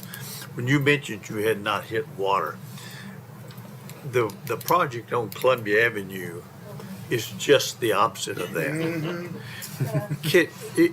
Are they just going deeper, or is that just that just happens to be the luck of the draw and the location and what? In terms of the Margin Street project, yeah. the Margin District, I think it's both. They are going deeper. They're going 40 feet. They're going 2 stories. 40 feet deep, and and it's a different location. So I think it's both. There's a stream as well. Yeah, there is a Because they have been in water for the last, ever since it started raining, I guess in the fall or something other. So, I mean, that was just where I was just interested. I get up on top of the garage and look down at the City Hall, and I see mud, but I don't see water. I can drive by on the other one, and there's a 10-foot deep mud hole in there. On the other one, rocks everywhere, and I was just curious. I think it was a concern early on with the geological location. We didn't know where the veins of the rock were going to be. We did drill the wells, which identified there was a high probability of no water. The rock was the unknown for us, but I think they are hitting quite a bit of rock over on Columbia. Let me circle back to Alderman Berger's question. This is a little bit dated, but I think it's directionally about right in terms of the breakdown of the components. The City Hall building itself in the $60 million range, $58 to $62 million. The plaza itself about $1.3 to $2 million. Subgrade parking in the $17 million range for 200 spaces. The shell commercial space around $1 million. Streetscape itself on 3rd Avenue between $1.3 million and $1.7 million. and the utility work, site utility work in the $8.5 million range. And then the park itself is around $3 million.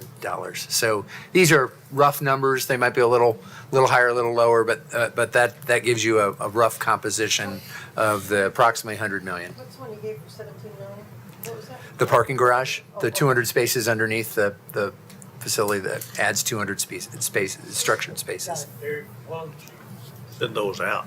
We'll get you a little more updated, but that's generally right. It's probably a little bit of play in some of those numbers now, but I think I missed the second. yeah, this is published on our website from about a year ago, but it's generally a accurate breakdown, but we'll get you an updated number as well.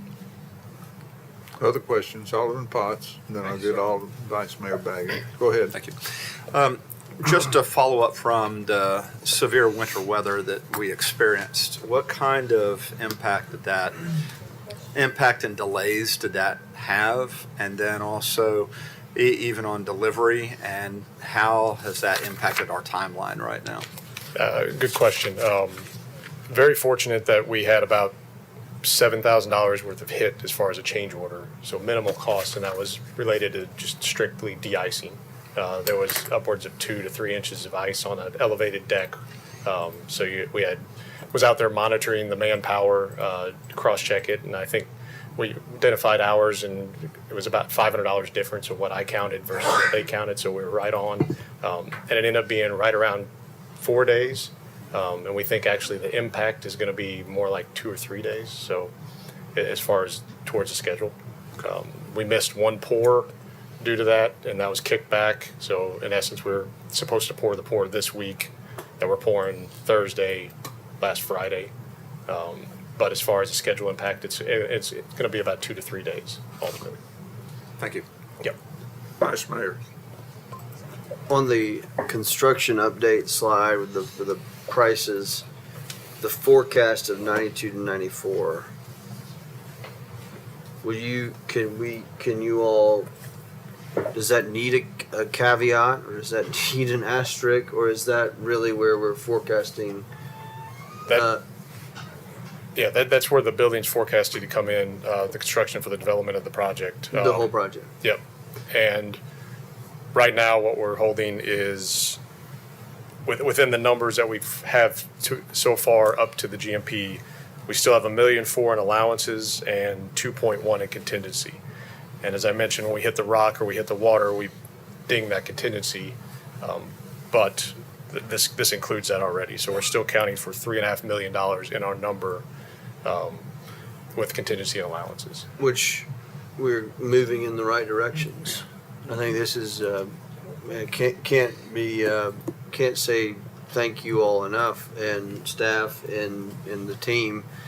That GMP, we throw around this $100 million number, and I always worry that the contractor, if everyone's not as familiar with the GMP, the guaranteed maximum price, this is the thing. One reason why we did this is this GMP is going to set a cap for us. So cost overruns as this continues on, that doesn't come back on us. We can kind of set it. And so I always kind of wonder with this budget out there, kind of how that impacts that whittling down. So I'll reiterate that we need to be doing everything we can be doing and applying maximum pressure, collaborative pressure, but just making sure that is just because it's been working. It appears, and man, the closer you get, the lower 90s it gets. It's like, well, maybe we could get an 8 before it, but I don't know that that's going to get there. But certainly would love to be able to tell the community that this was done in the 90s when we had, at the highest, had seen, I think, 112 at one of the estimates that we saw early in the process. And so, exceptional job, and can't wait to see it come to fruition. Okay, we'll keep moving along. Thanks, Chris. Thanks, everybody. Resolution 2603, resolution authorizing the use of the competitive seal proposal procurement method for choosing the service provider for consulting services for the City of Franklin for furniture distribution services for the City Hall building. So as you know, with a new building, we have to either put milk crates in there or furnish it somehow. So we're proposing to furnish it. And this resolution gives staff the authority to move forward with an RFP process to select a vendor and move forward. So that's what this is for. We saw, Go ahead, Vice Mayor. we saw design ideas at one time, Mm-hmm. We've been working. but I don't with know that we ever saw like directionally where things are firmed up, or maybe we did and I don't recall. I think we've had ideas, but we've Like not inspiration. yet settled in on specifics yet. Don't let us pick out the the futon color, because like it's not. Hopefully they're no futons, but like what I mean. But I just think I don't know. It'd be kind of nice to see whatever the team lands on it whenever we can't change it as we talk through pick colors. Okay. When we circle back, we can give you some design character insights. And futon colors. No, please no. Okay, we'll keep going then. We're going to go to item 12, which is resolution 2025-110 to initiate a study at the request of the property owner for a plan of services for a potential future annexation of 18.71 acres located north of Clovercroft Road, east of Oxford Glen, including 4086 Clovercroft Road and 4092 Clovercroft Road.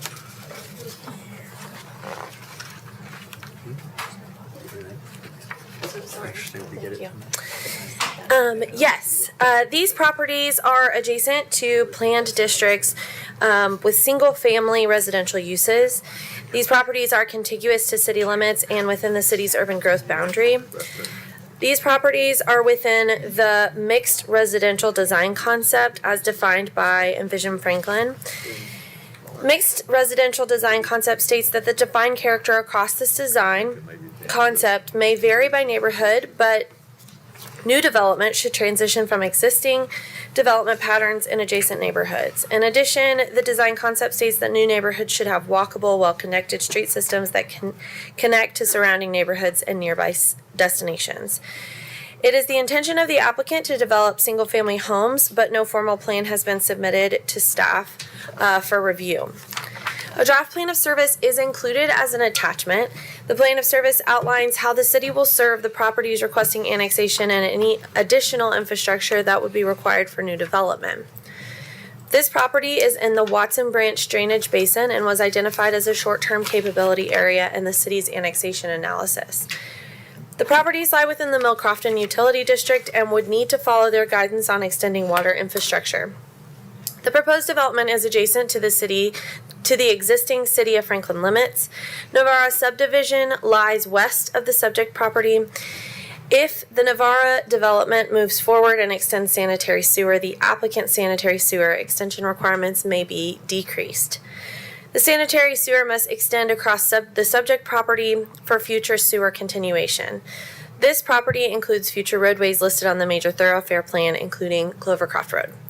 Staff recommends that the Board of Mayor and Aldermen approve Resolution 2025-110 and establish a public hearing for March 10th, 2026. Thank you. We've got Mr. Gamble who wants to make a comment. Thank you, Chelsea. Thank you, Mayor and Alderman. My name is Greg Gamble, and I'm representing the applicant, Landmark. And I'm here tonight with Mike Burton. And we know that this area has challenges, roadway infrastructure challenges, not only from capacity standpoint, but from a safety standpoint. Mike Burton has challenged our team to provide solutions to the board. They are not required with 50 single-family homes to do a traffic study.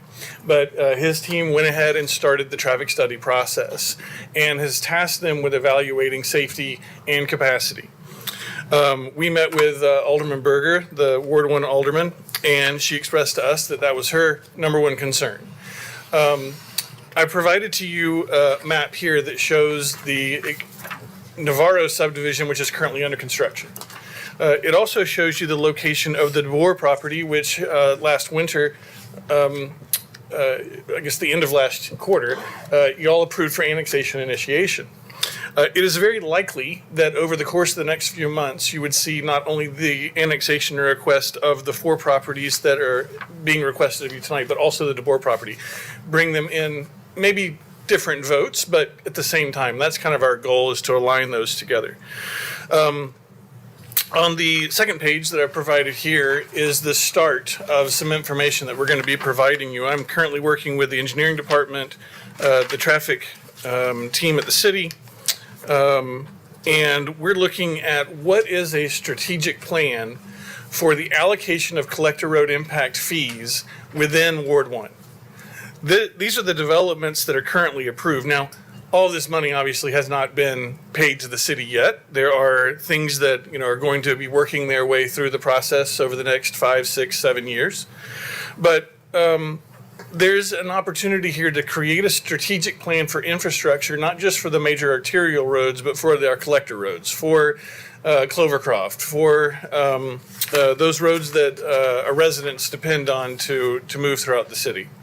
And so we're requesting your approval to grant us initiation of annexation so we can start this process, roll up our sleeves, and hopefully bring you some solutions to the table. Thank you. Thank you. Any questions or comments from the board? Alderman Berger? This is the heartburn area that we have over here with Poplar Farms, which I voted no on. Has created a huge problem over there.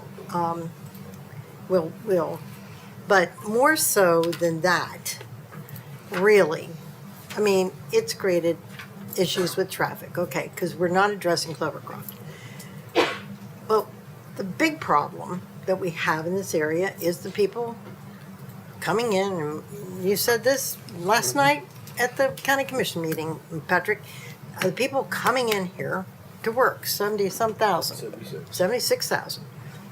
We have all these people pouring in on 96, our new great road out there, and they're coming through Oxford Glen. They will come through Market Street when it's done.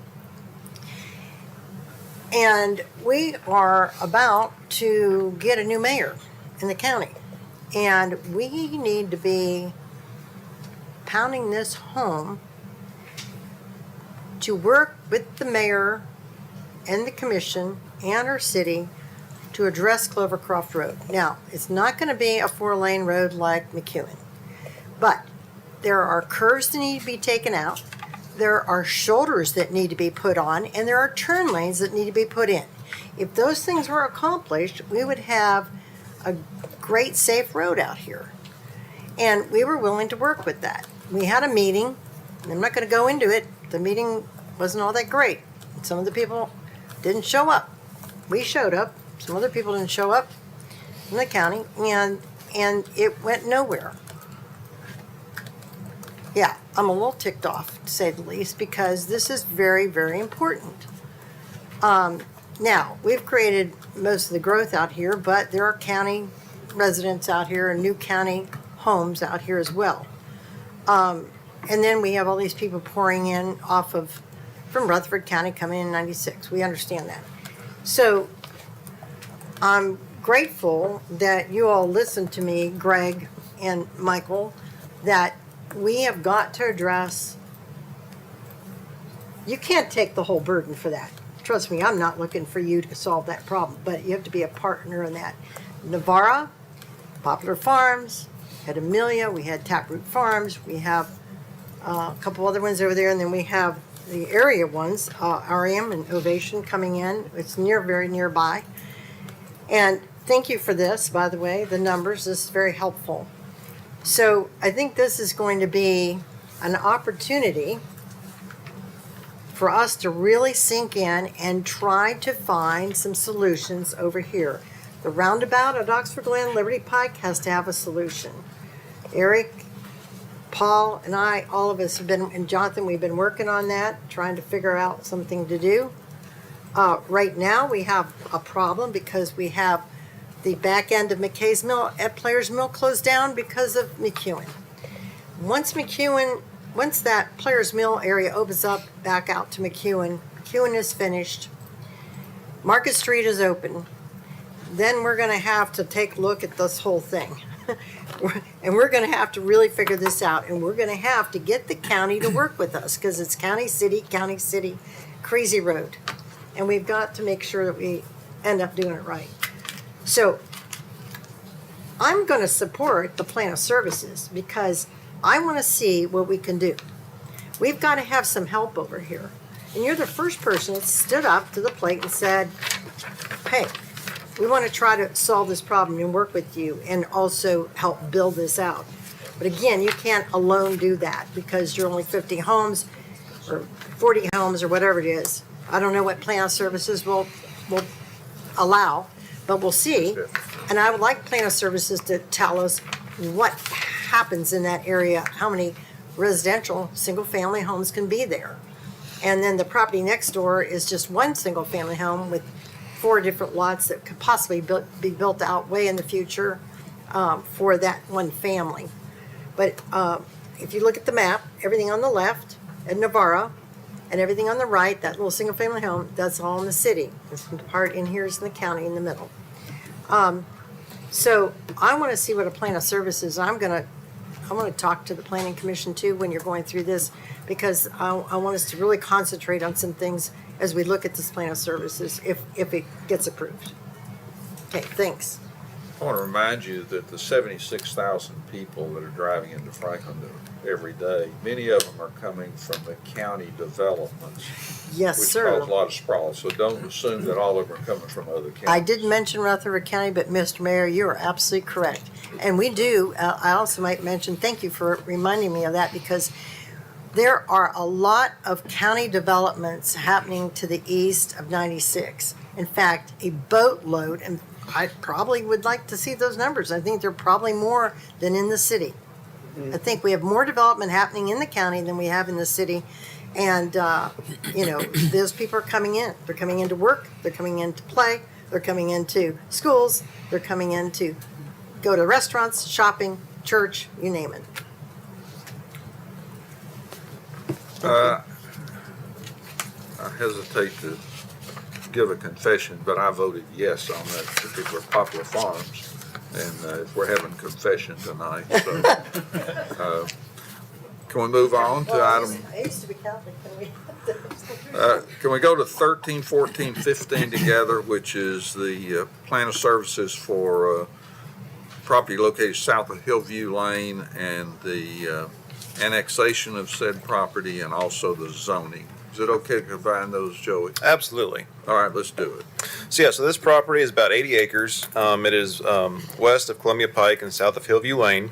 It falls in the SW1 basin, which has been identified as a long-term annexation capability area due to some needed sewer improvements, as well as an overall lack of existing road network. The ability to serve the property with utilities and services has been addressed with your plan of services. The subject property requesting annexation is within the development reserve design concept as defined by Envision Franklin, just because of that lack of existing road network and other existing services in the area.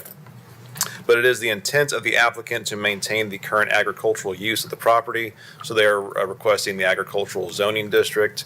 It should be noted that the Planning Commission voted to amend the ordinance to include or to update the HHO line or Hillcrest Hillside overlay to match the conservation line that was recently updated as part of Envision Franklin. So no need to adjust that if you are in agreement with it. It's been written into the ordinance as amended. And it is contiguous to the city limits, is within our urban growth boundary to the south. The applicant, the property owner already owns property in the city, and it's right adjacent along Columbia Pike. So it's just the desire of the property owner to bring all that property into the city. So happy to answer any questions. Go ahead, Alderman Caesar, and I'm going to ask Mr. Gamble to come up, who is carefully listed on one piece of paper in an effort to be sustainable, to not waste lots of paper. He's written everything on one. Mr. Mayor, can I hear from Mr. Gamble first? Sure, and then? that'd be fine. Sure. Hi, my name is Greg Gamble, and I'm representing the Ingram family. I have provided you with an 8.5 by 11 map at your seat that shows you highlighted with a yellow line the property that they currently own.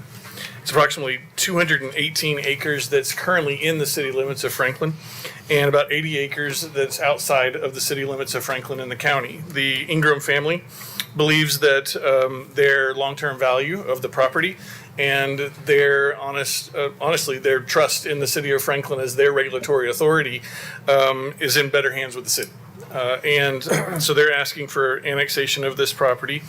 This property is adjacent to and does touch the Harlan property. We've disclosed that. The Harlans are aware of it. The Ingrams are aware of it. Everyone understands that they're next to each other. This has nothing to do with, we're not including it into a development plan for Harlan. It's not going to be a part of the development proposal for Harlan. They do happen to be neighbors, and the Ingrams want this property annexed in so that 100% of that property is within the city limits. Thank you. Happy to answer any questions. Okay, go ahead, Alderman Caesar. Thanks, Mayor. My question was more for staff and most specifically Shauna. In previous meetings where we've discussed this project, there have been claims made from the audience that it would be inappropriate and potentially bordering on illegal for us to evaluate annexation of this parcel. I've seen discussions, but wanted to get that on the public record for us. And maybe one of the reasons I'm considering supporting this is that during this annexation evaluation, will we determine whether or not legally we can annex this property, or is that a question that we can answer maybe even before going down the annexation route? I can answer it for you right now. You can absolutely legally annex this property. As you know, the law was changed and annexation now is driven by property owners, and this property, the property owners already have property connecting to this that is in the city limits, and they're just adding the rest of it into the city limits. There has been some comment about plan of service and whether or not we can meet the plan of service, but we feel strongly we can meet it. And if someone felt that we couldn't meet it, it would only be the property owner that could raise that issue. No, surrounding owners or a citizen at large can't really raise that issue. The law, then and particularly the case law about plan of services is brought about when cities were annexing on their own and then not providing any sort of service. Obviously, anything that this property needs, a lot of it's already being served. We're just adding more property. And to say otherwise would say that we couldn't annex agricultural property anywhere in the city, and that's just not the law. Okay, thank you for that. Alderman Peterson, and then I'll go to Alderman Brown. Well, as has been said, annexation by resolution may only be initiated by the owner of the property or the owner's authorized agent.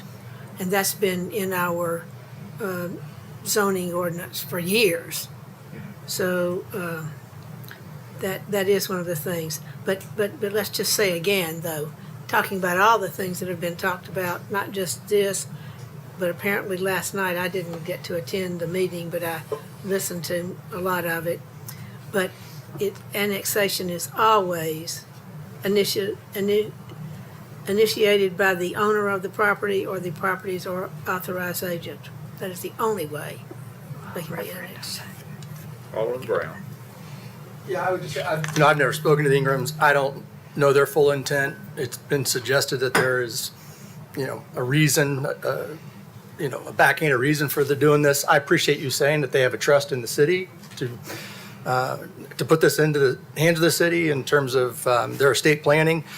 If I was watching what was happening at a county level, I owned a good piece of property that could be put with other city property, I probably would very strongly consider having that annexed right now. And I would probably make an argument that we would probably see a lot more of this happening in the coming weeks and months, given all of the movement that's happening. If I had land that could be annexed and be more valuable and not have it be risked losing value, this would be what I would be doing in my estate planning, especially if I didn't intend to farm it or intend to hold on to it for, to give it away.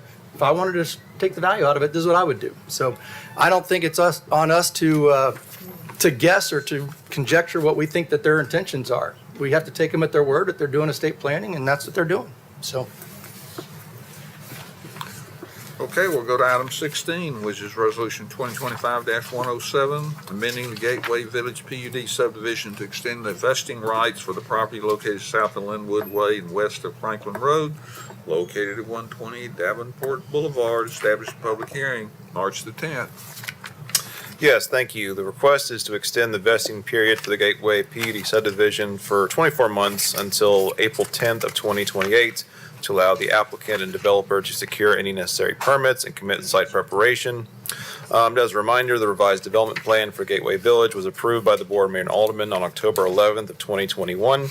And the plan includes a density of 6.75 units per acre, 144,258 square feet of non-residential space for a site about 60 acres. That revision specifically was submitted to request the addition of 6 residential units to their last remaining mixed-use building. Staff recommended approval with conditions to that revision, and it was approved by the Board, Mayor, and Alderman. The project was also granted a previous 3-year extension for the vesting rights, and that is what the date's coming up now. That's expiring. So overall, the plan still meets current regulations. Should a new plan come up, then a new traffic study would have to be required, or the project should lose its vesting. So staff did recommend, as well as Planning Commission, approval of Resolution 2025-107, should you determine that the continuation of vested rights is in the best interest of the community. So happy to answer any questions. Alderman Peterson. Hey, could we see a map of how much of this? That's, It's the last remaining I was gonna lot. say, exactly. Mhm. It's just, Yeah. there's one lot. Wide. Left and right, yeah. Yes. Mhm. Thank you. Yeah. So if you drive by Gateway, it is the gravel lot. It's the donut hole of the project. Alderman Brown. Yeah, and I would just say I appreciate, there was a good cleanup that was done on this spot. It was getting a little rough. The neighborhood did complain, so I do appreciate that they went out there, they cleaned it up. I think there's even a new sign out there now that says no dumping and no parking of vehicle stuff. So I would just say as long as we're still, uncertain what's gonna happen here, just keep that site cleaned up. That would be appreciated. Okay, we're going to go to items 17 through 24, and I'm just going to summarize those, that we're going to have a contract with Thomas Jones and Associates, Purrier, Newman, and Morton, Muletown Law, DLO Title, Century Title and Escrow, Cindy S. Smith, American Title, and Home Security Title and Escrow. These all have to do with property acquisitions, Title searches. period. Good evening, Title everyone. searches, Presentation. so on. These are contracts maintained by the law department for title work when we're doing city projects.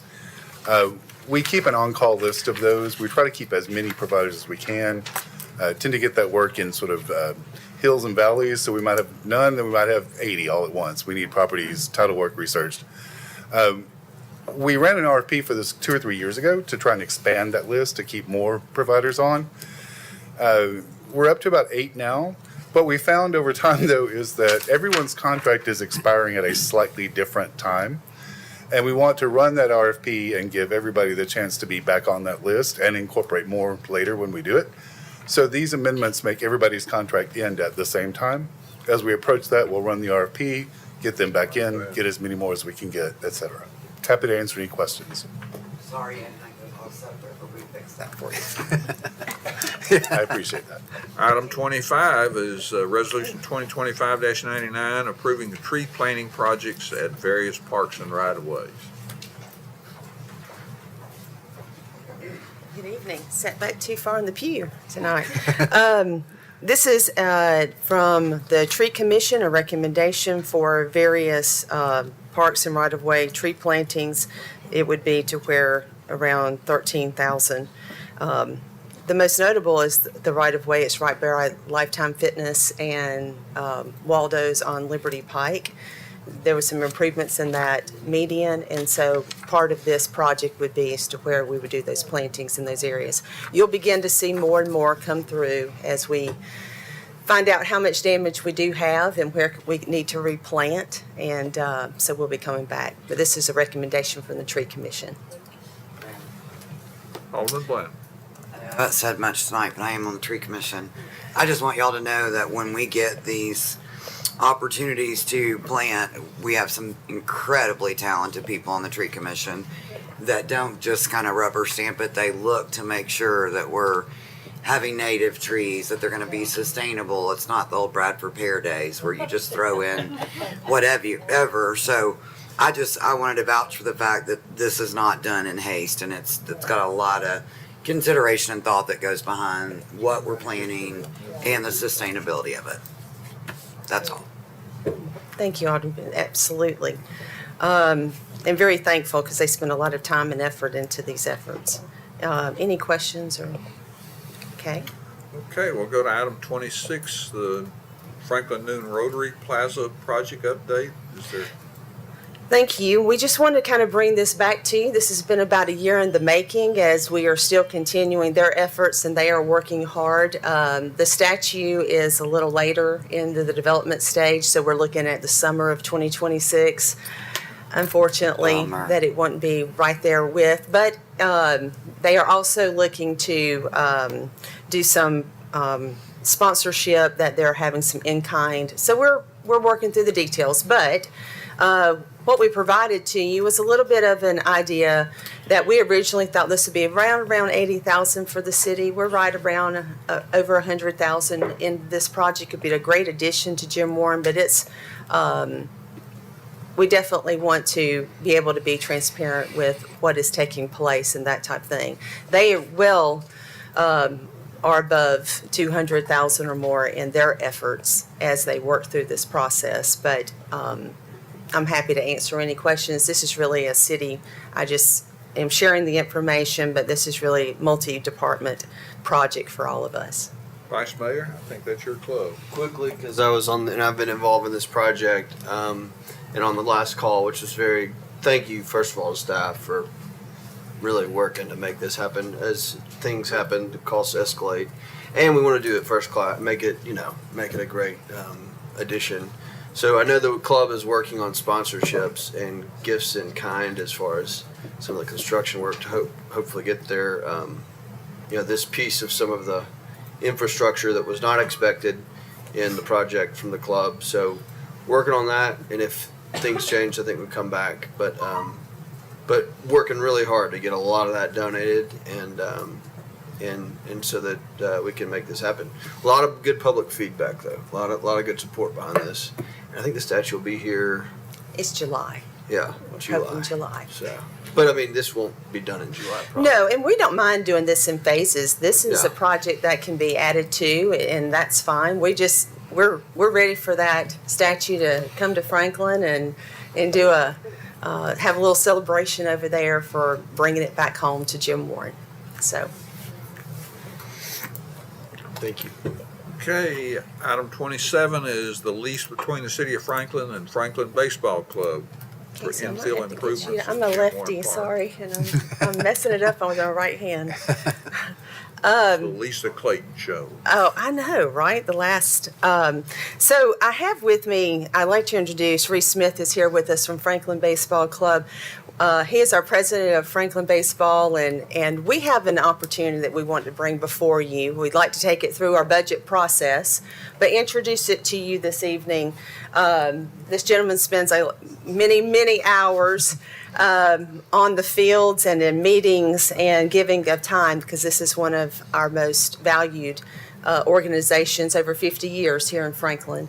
And so athletics is always a love of mine just because of being a former athlete.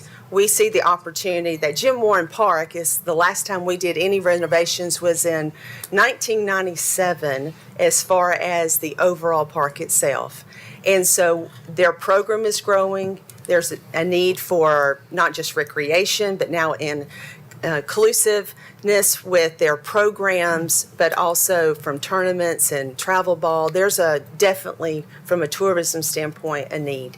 So we'd like to look at doing a joint project together of looking at some artificial turf fields. Phase 2 is one of those areas that we believe together that it's has the most impact what we'd like to do is share, and I'll let him share his thoughts with you, is take a look at phase 2 of doing 2 artificial turf fields, but also look at the full quadrant of what 4 artificial turf infields would be. This would allow for a lot of variety, but rainouts are one of those things that we hate to say. It happens. But we're seeing throughout the country, we've got to compete with others that are bringing in tournaments in their recreational leagues. So if I may, Mayor, I'd like to introduce Reese to you. Would you like to say? Thank you, Lisa. Mayor, Board, thank you for your time tonight. My name is Reese Smith IV. I am the president of Franklin Baseball Club, and Franklin Baseball Club was established in 1958. We valued our partnership with the city throughout the years. Between fall, spring, summer, and travel ball, FBC serves almost 3,000 ball players on an annual basis. So we're here today to discuss a partnership between FBC and the city to turf some fields at Jim Warren Park. FBC has already funded subsurface soil analysis for fields 5 and 6 at Jim Warren Park. That was a cost of about $9,000. Our vision is to create a premier, modern, fully accessible baseball environment that serves the growing Franklin community and positions Franklin's fields as a premier baseball destination. Turfing fields will significantly enhance accessibility for athletes of all abilities, including members of our Franklin Challengers League, which is our special needs league. It'll improve safety, quality, and consistency of playing surfaces for all ages. It'll strengthen Franklin's reputation as a community committed to youth sports, and will maximize field availability to reduce weather-related and seasonal disruptions. Once again, we value our partnership with the City of Franklin and see this initiative as a natural extension of our shared commitment to high-quality community recreation. So, any questions? And I think tonight we just want to get your endorsement to kind of work through what this might look like and bring something back to you. But we've been approached. It's a significant undertaking, but has a lot of promise. And we just wanted to get in front of you and then kind of get your blessing to do some more staff work with our partners. I see a lot of heads shaking, and they're not bobbleheads. Great project. Oh, in Barn Hill, your head wasn't bobbling, so go ahead. Don't be a Debbie Downer. No, how many fields do you have? Is it over there? Is there 5? 12. There's 12 at Jim Warren Park. At Jim Warren Park. And then at Liberty, there's three fields. That So we you want lease. to do just 2 at Jim Warren? Well, we want to do them all. Okay. Got to start somewhere. We want to do them all.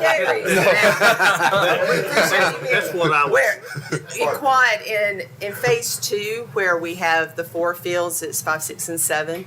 It's right in front of the office area as you Okay. come into the park. The goal would be is to complete 2 of those fully artificial. And what we want to take a look at within that quadrant is to artificial turf the other 2 infields. So you would have a full quadrant with that age group that we could do multiple things. So you're not doing the outfield, you're just doing the No, infield? the 2 of them would have the outfield Outfield and and infield, infield. and 2 would just have infield.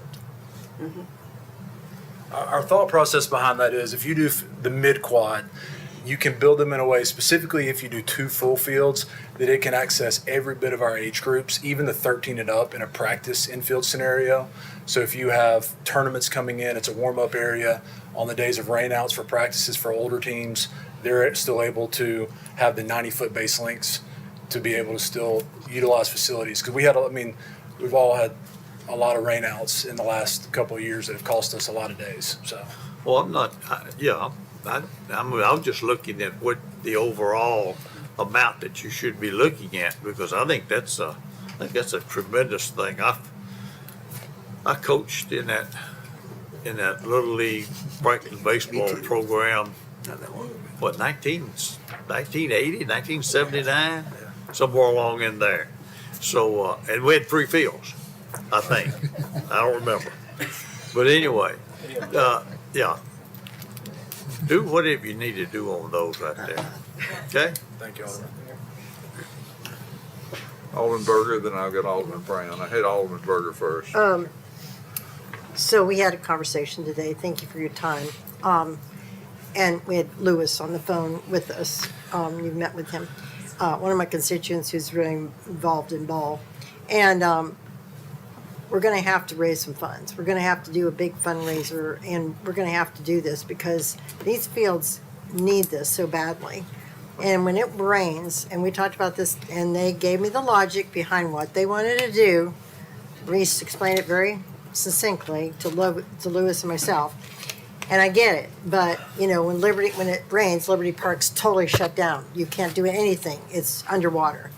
And so the grass is just too wet. And so in order, like Clyde said, do them all. Well, I'd love to do them all. And I think you need to make sure that you get with Lewis, Lisa, and Reese, and then you'll put something together. Let's start doing that fundraising, because you told me there hasn't been any fundraising done. That's correct. And I think there are a number of people that would give to a good program like Ball in order for us to get the fields equipped with turf so the kids can play and they're not sitting out. So thank you. I appreciate the time today. Alderman Brown. Y'all talked to Nate Gall over at Visit Franklin. He's the sports sales guy, just to find out what money we're leaving on the table for lost. Okay. Good suggestion. Yeah. If you haven't done that yet, I would do the Can get math that. because there's probably some money we're leaving on the table. No, I thank you for bringing that up. We work with them Okay. all the time. We work with them for bringing in from softball tournaments to baseball to all kinds. Great. But we are leaving money on the table, very For much sure. so, by not being able to bring these up to our standards of today. And Alderman Berger brings up a great point. And one of the things that we have in the budget, because I know you're excited about PERs, but is to take a look at, one of them from our department is to look at overall, from a sports standpoint, what is it that we need to include in the improvements over in our community, from tourism to our own community and inclusiveness, as Reese was saying, but also what are the new things that we need to bring in and repurpose areas that we have. As we move as football to the Pearl, and we move and we have lacrosse, you're going to see other sports. But it's not just about just kids anymore. It's really about teenagers. It's about adults. It's about all ages. And so it's time to kind of revamp and take a look at athletics. And so we're excited with this opportunity to come before you tonight. Alderman Caesar. Thank you. I've spent 14,673 hours at that baseball park, and I loved almost 2 or 3 of those hours. But I wish I was kidding. But the one thing I would ask as you're looking at turf, because rainouts happen and these travel sports it's a real source of revenue. To Alderman Brown's point, I'm sure the hoteliers would be happy to see us doing things to provide a higher likelihood of a game being played.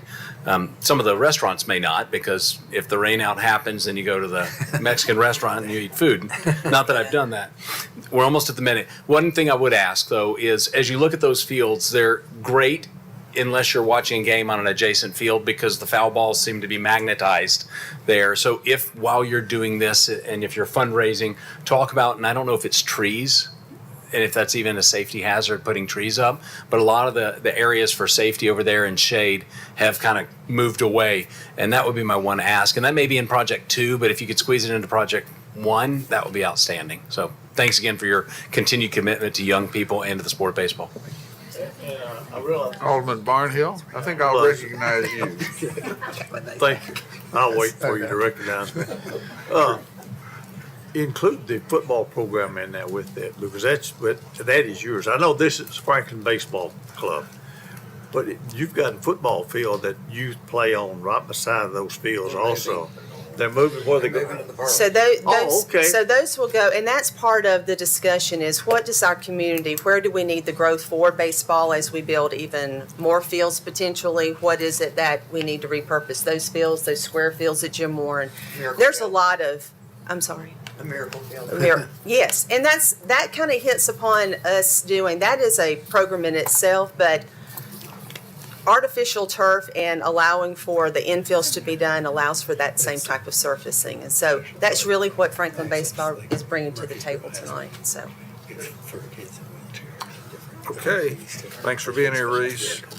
28 is City of Franklin Contract 2025-0287 with Carriage Park Condominium Association for right of entry and maintenance agreement for Protector Trail connecting at Eastern Flank Battlefield Park. Thank you, Mayor. This is just a maintenance agreement of right-of-way. We were approached by the Carriage Parks HOA, this is something unique for us in the fact that they would like to take a look at an entryway into Eastern Flank.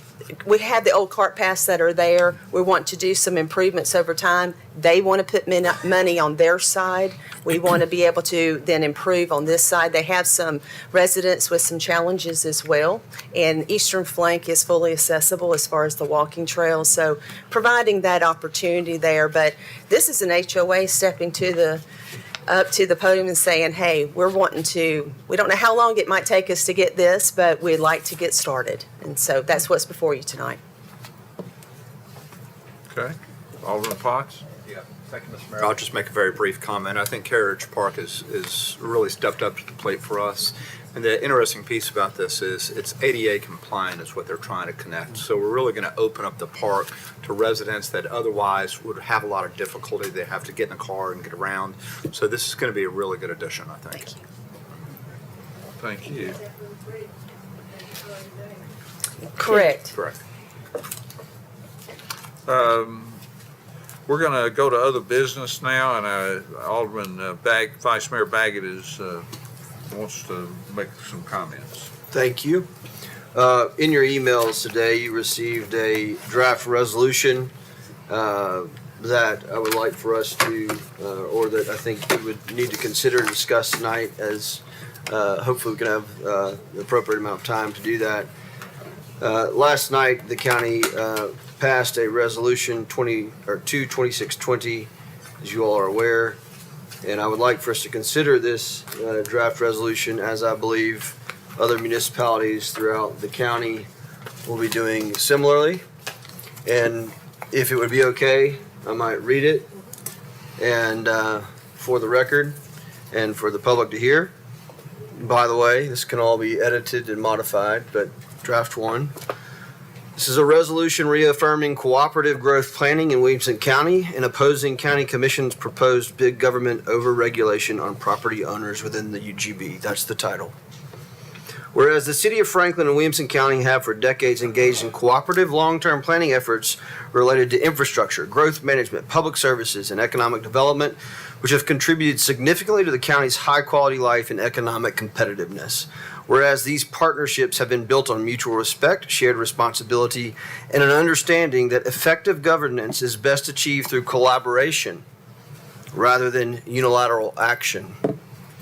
Whereas Resolution 22620, as adopted by the Williamson County Commission, proposes to materially alter long-standing planning and infrastructure frameworks that have been in place for decades and upon which municipalities, taxpayers, and private stakeholders have reasonably relied.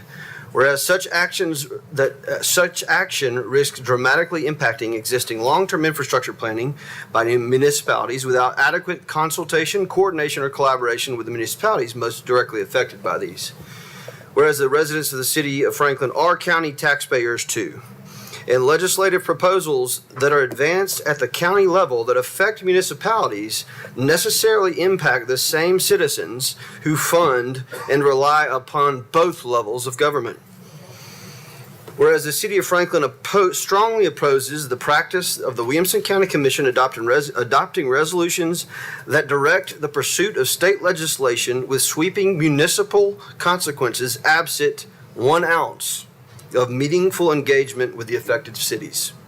Whereas the cooperative relationships between Williamson County and its municipalities have historically involved both shared benefits and cost and have never been founded upon zero-sum outcomes, but rather upon a collective sense of community and partnership. Whereas the City of Franklin strongly condemns the process by which Resolution 22620 was drafted, reviewed, and adopted, particularly the lack of transparency, municipal consultation, and collaborative deliberation prior to instructing this county's legislative delegation to pursue statutory changes that affect the municipal authorities and taxpayers.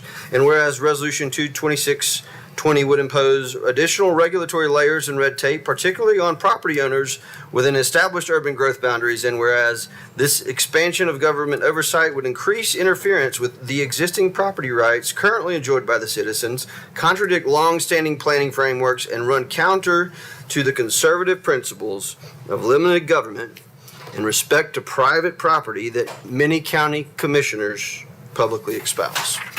Whereas the City of Franklin urges the State of Tennessee delegation to recognize this lapse of process and to refrain from advancing legislation that materially affects municipalities without clear evidence of good faith collaboration among all local governments.